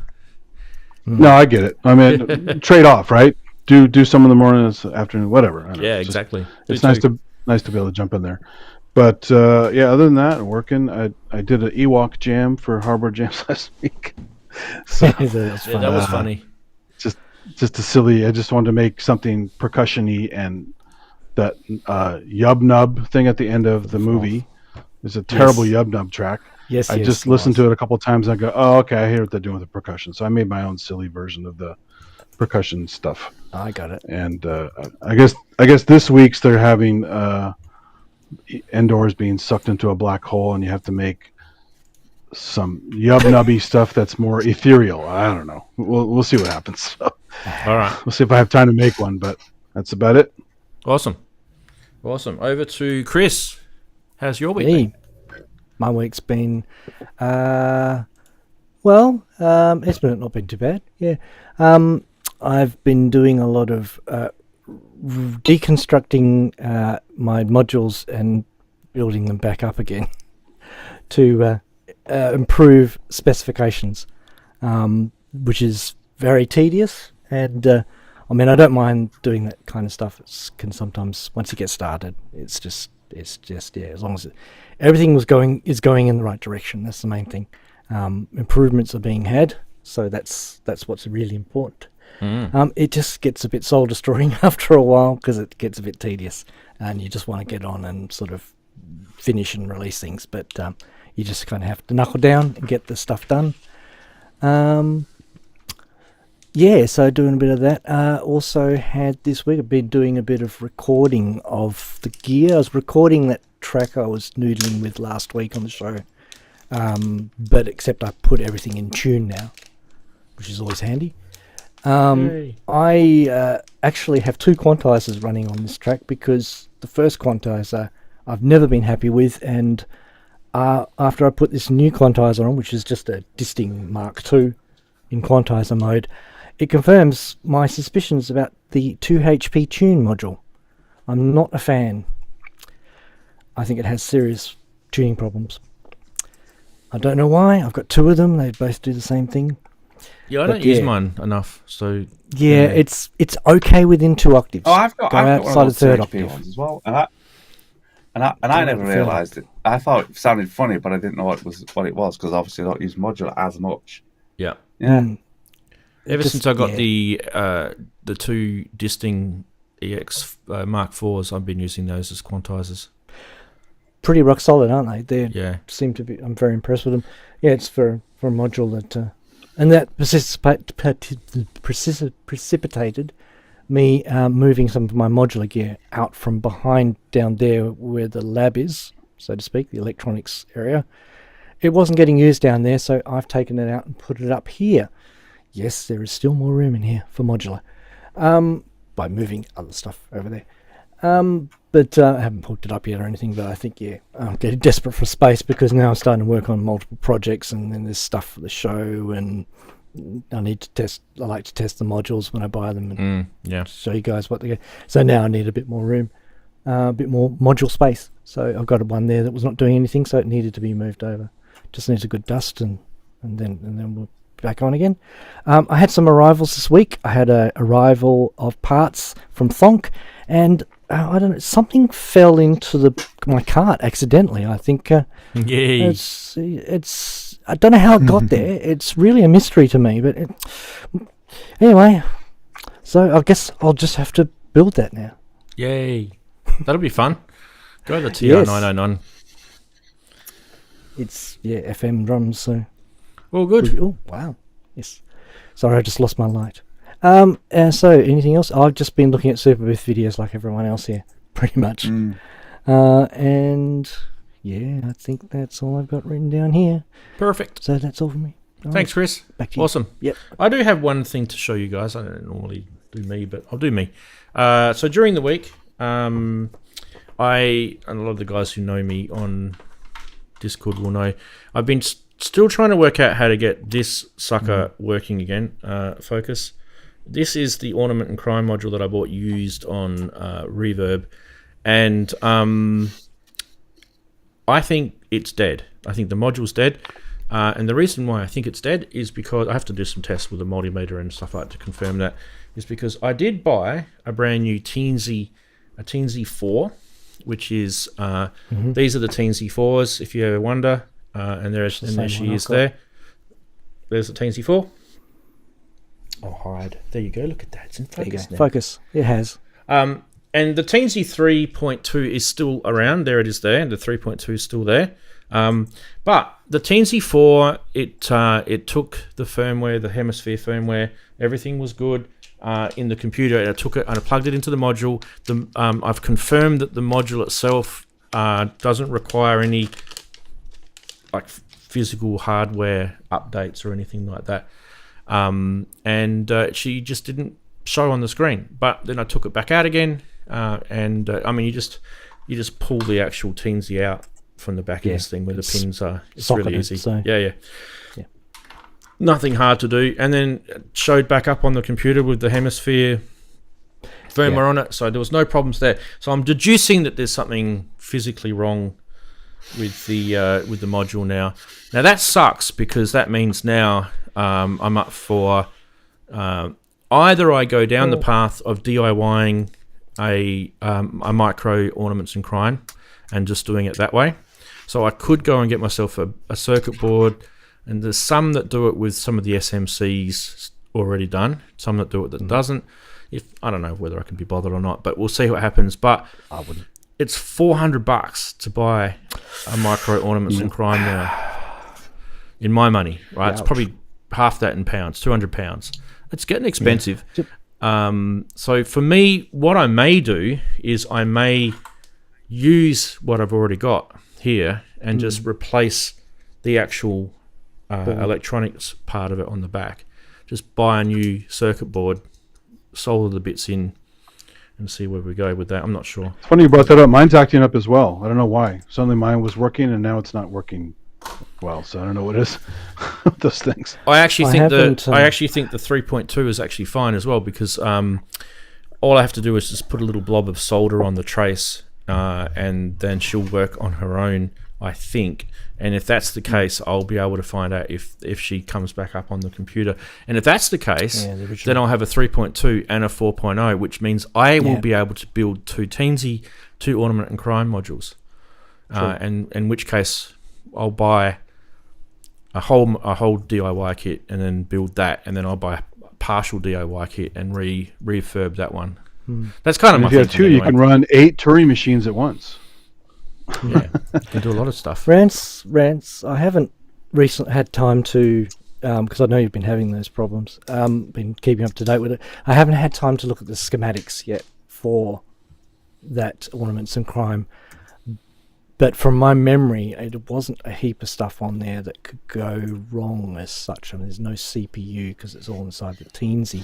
I'd just be interested. I just thought maybe you'd consider. I could probably give you some pointers on. After I've had a look at the schematics, as good places to look. Yeah, me too. I want to look at the schematics as well. Yeah, because it could just be power supply, or it could just be. I mean, there's still the possibility, isn't it, that the display is dead? Could be that too. Those displays are, capable produced of dying by the trillions. Yeah. In China, so. Yeah. Well, I was gonna run some voltages across. Yeah. Oh, don't know. $5. Nothing. $5? Okay. Yeah, nothing. It's just an OLED. Could be the problem. Mine is a display. So. Yeah, and you can buy them on AliExpress for like next to nothing. These things, but the display itself is kind of sandwiched in between that board and that board, and it's just a tiny little pin, a pin header thing that you just do. I've actually had this whole thing apart too. Because I took photos of everything as well, like close, high-resolution photos. Because one of the things I wanted to do is inspect the board to see if there was any sort of dry solder joints, any burnt, that sort of stuff. And I couldn't find anything, so it's multimeter time. That's kind of where I went to that. I'd agree. But the good news is I've got a Teensy 4 now, and I've been told the Teensy 4 works with that particular hardware revision, so that's good news. And you can put the Hemisphere firmware on it. The Hemisphere firmware is better than the original firmware for a lot of reasons, so I'm actually getting excited again by it. And the fact that I got it to work on my computer and it was like uploading a hex file, it gives you confidence, doesn't it? Gives me confidence. Yep, I know that. that's my week. Yep. Other than other crap that goes on here, doing shows and things like that. Right, it is just hit midnight here for me. But we've done the synth quiz, we've done all the news. Now, guys, there was a whole bunch of other products that didn't quite make the cut for the news. I do apologise if someone was expecting something else to be shown in the news segment tonight. We just don't have literally enough hours in the day to go through it all. I deliberately didn't show the Base Station 2 Swifty edition because I didn't see that they added anything new other than a little paint job. I was going to say, that didn't even go on. It was a new radar car for the show. That was it. Yeah. I was keen on showing the Morpher Econ 6, but there was no video and there was not a lot of information. I didn't think about that. So we'll see if we can get that next week. The Musonics Continuo is another one I wanted to show. No price on that. And there was a few other little bits and pieces as well. Like Novation. What we're seeing that, aren't we? The Novation. The Controller 3. Controller 3. And there was also a little Korg. What do you call it? Physical modeling thing. Product. Oh. Is that back? The little Korg metallic thing? Ah, cool. Yeah. Also, there was a Make Noise module as well called the Polymath. Polymath. Yep. So, so far, all we've got is just a little preview at Superbooth. We don't have the proper official release. We don't have a price for them or anything like that yet. So, I do want to wait for that because I kind of feel like we need to see more. Like, as opposed to like, oh, look at how cool this is. I mean, I can show you. There is a photo of it, if you guys are interested. What about the what? Not interested in the RYK time slice.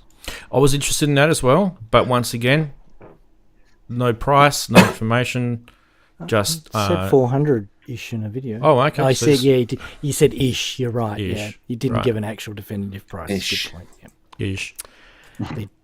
That's a pretty crappy photo that I took of the Polymath from Superbooth off one of the videos. Well, you're a long way away, so that's a pretty good photo from all the way down there. Yeah. I sent the drone it's in. a massive zoom lens. They're like those flat earthers using special lenses to show, Flat earthers. Jeez, I tell you what, those flat earthers, ice walls and Antarctica and flat Earth. And, isn't that great? They go to all these lengths to have these crazy stories when it's so easy. It's Occam's razor, right? Go with the simple story. The simplest explanation. That was the best. Yeah. You guys were wondering what the Musonics was. That's the Musonics. Interesting looking thing there. I haven't seen that. Yeah, so we'll show that next week if we can. And what was the other thing I wanted to show you guys? The Econ 6. The Econ 6 definitely was interesting. That was this looking thing.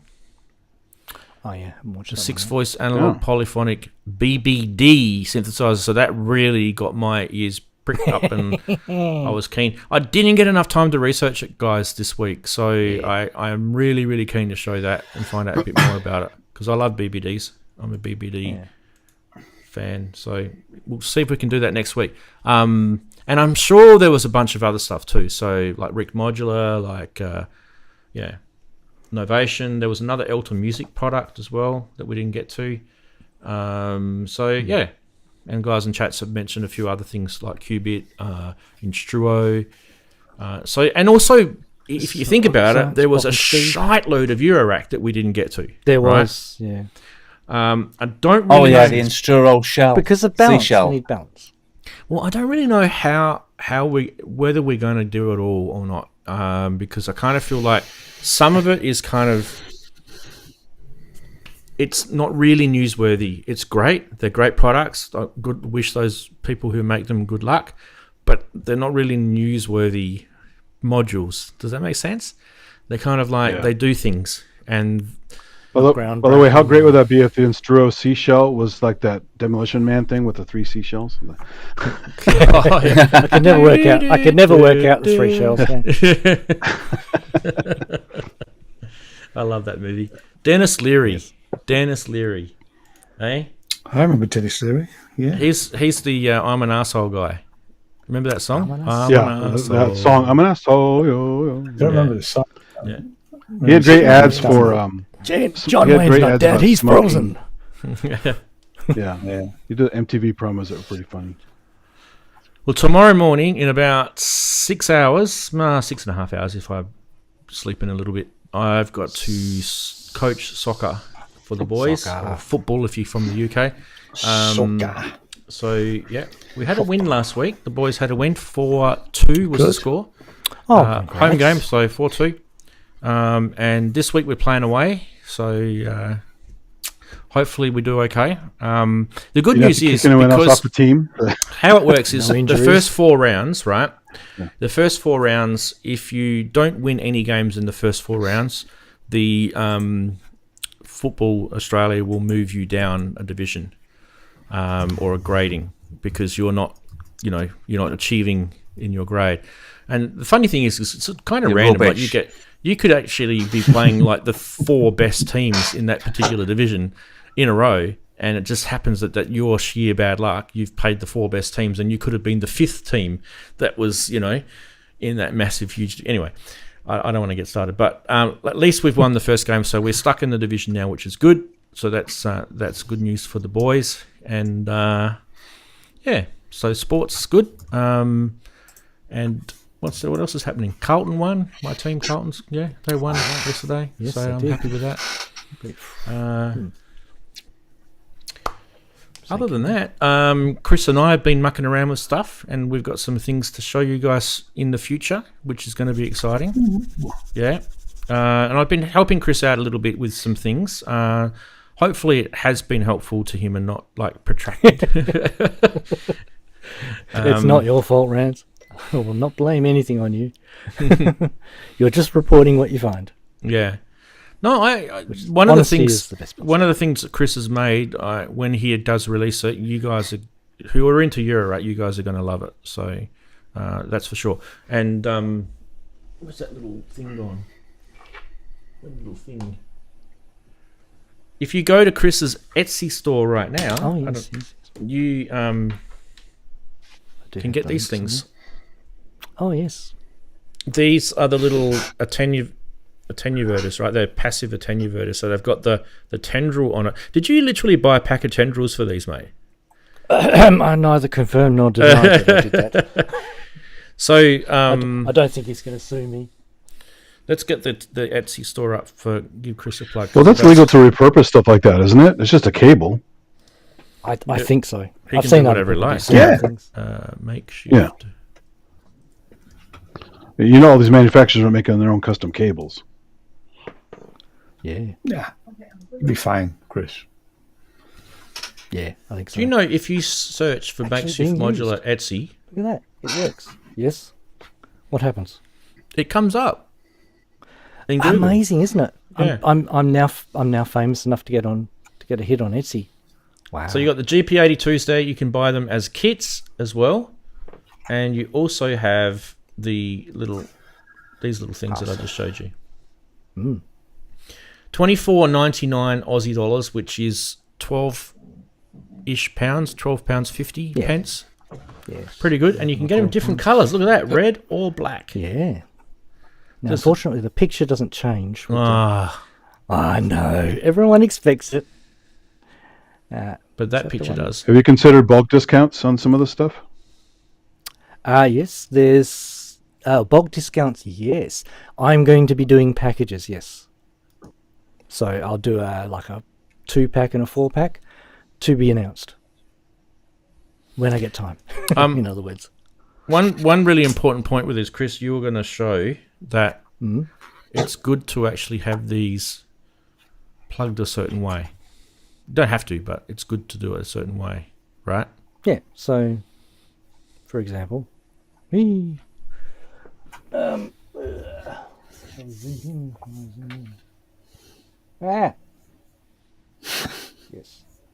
he knows cameras. I know. Is it a Sony camera that you just zoomed just then? I'm afraid it is a Sony camera. No, yeah, what is it with Sony zooms? So yeah, because they're hypersensitive. Anyway, yeah. Anyway, the way it dangles down is kind of useful because you can always get to the. Nothing wrong with dangling a cable. Yeah. And my friend's experimenting with some 3D printing. I might be putting a little 3D printed backing thing on that. So just on the off chance that it's people are worried about it shorting out and things. It doesn't ever seem to, and doesn't seem to be an issue. The other people that make this don't bother with it. So yeah, no, not many people do. So as I said, I'm not super concerned about it, but I could do it, so why not have a go? That's the bit that you were worried about shorting out on the back. Focus you. My face was there. There you go. There you go. See, it's got my logo on it. How did that get there? So yeah, the whole idea with these things is that if you've got a module that you want to actually just back off some control voltage coming into it, and the module itself doesn't have the ability to do that. These things are perfect for that. So, yeah. Yeah, so I'm just using two of them for, one's controlling the level that the kick drum is sending into the sump pump, because it has a very, very sensitive ducking input, and I find I have to really, really attenuate it. That was actually told to me by Brian in the wonderful online video that he did. And I've got another one which is reducing the frequency range of a random noise source into the quantizer to produce the random notes. So in a more limited octave range. They're very useful. They are indeed. Now, before we finish up, I do want to give my merch shop a plug. Thanks for that, Rant. That button there. So Ian's wearing a shirt. I'm wearing a shirt. They do exist. They do work. They do ship. Ian got his within about 3 or 4 days. It was pretty quick. It was very quick. Yeah. Or did Sunday arrive Thursday? So there's the T-shirt that Ian's wearing there. You can get a Synth Geekery cup. That's the shirt I'm wearing there. The Under Armour version. I don't know. I like the Under Armour stuff. But if you don't want the Under Armour version, there's a cheaper version of it's like a cotton polo there. You can get that version. Now, I've also done a version of these without the little rectangle box around it. Because Chris did say he didn't really like the Don't rectangle. blame me. Yeah, okay, it was my fault. No, but he's got a point. So there's a version with it without the rectangle. So if you don't like the rectangle, there it is there. And you can get little desk mats as well, Synth Geekery desk mats. I'm actually going to probably get one of those because that's pretty cheap. Yeah, it's tempting. I've got a desk mat here that's starting to look a bit filthy, and Yeah, it's I've got several beyond that are cleaning. starting to The mouse pads are good. I'm still waiting for Disney to call me for their money, but if you guys want to have a crack at that, the cap is great. You need a branded duster brush. You have a duster brush? You do know there used to be that Luke from Korg used to be in a band with two of Korg's called Synth Lords. Yeah. Yeah, there was a band called the Synth Lords. Yeah. The cups, by the way, someone asked me about the cups in chat. I think it was Wagoo.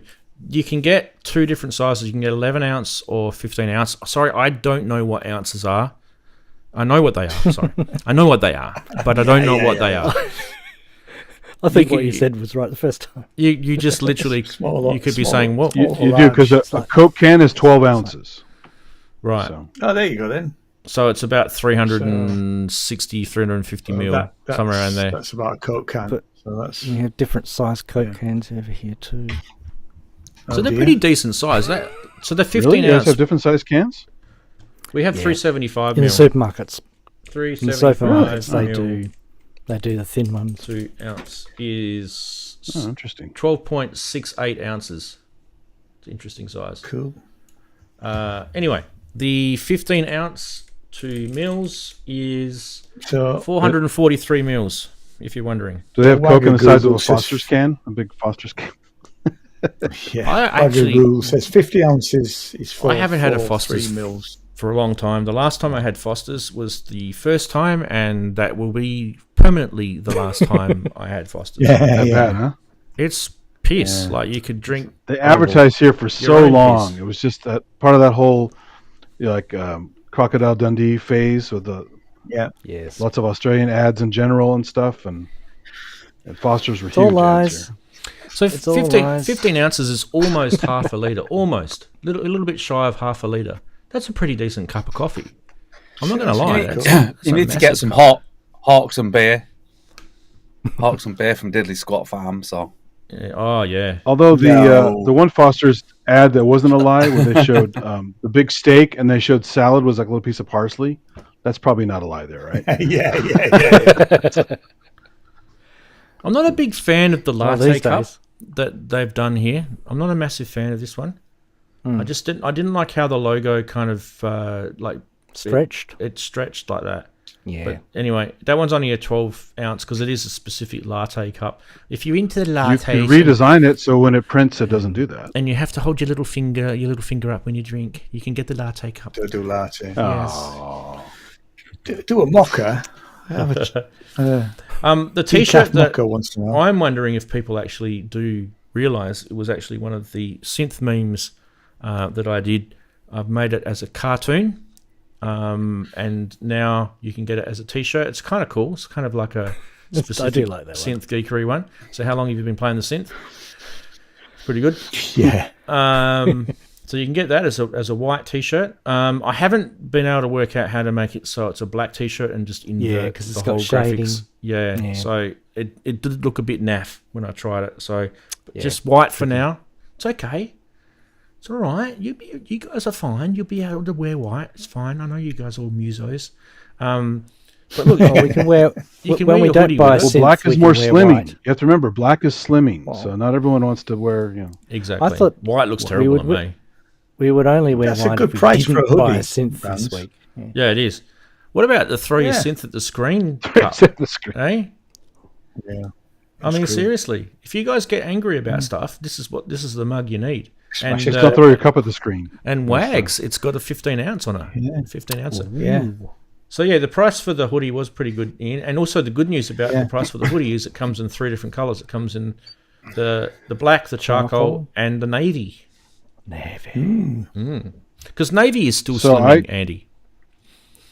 Yeah, it can be. Yeah. So Dark colours. Hardware Jams had a thing where they did these promotional things for our festivals, the Hardware Jams fests. And I got a sweatshirt from them, and it was decent. Man, I watched the thing like 4 times. Logo's completely destroyed.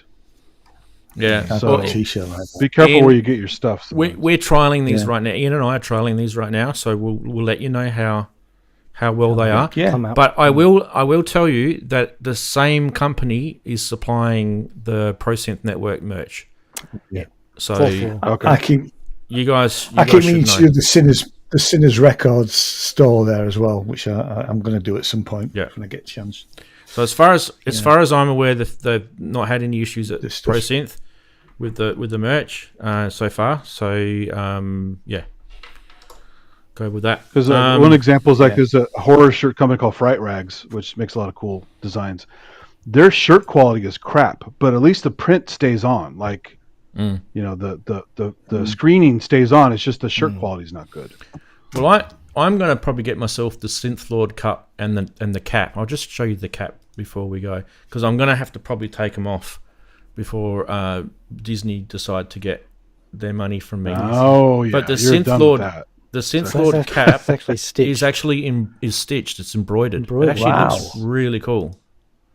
Yeah. Impressive. So, and I mean, what was that? $36 Aussie. That's pretty cheap. Yeah, it's pretty good. Yeah. I was going to get a brother embroidery machine and do my own little side business of printing like shirts and stuff. And I realized what a nightmare it is to have to procure all this stuff and Oh God, yeah. ship them all over the sizes, man. place. And it said, Yeah. and sizes, and then, you know, bad runs, you got to throw the shirt out. It's terrible. So, Yeah.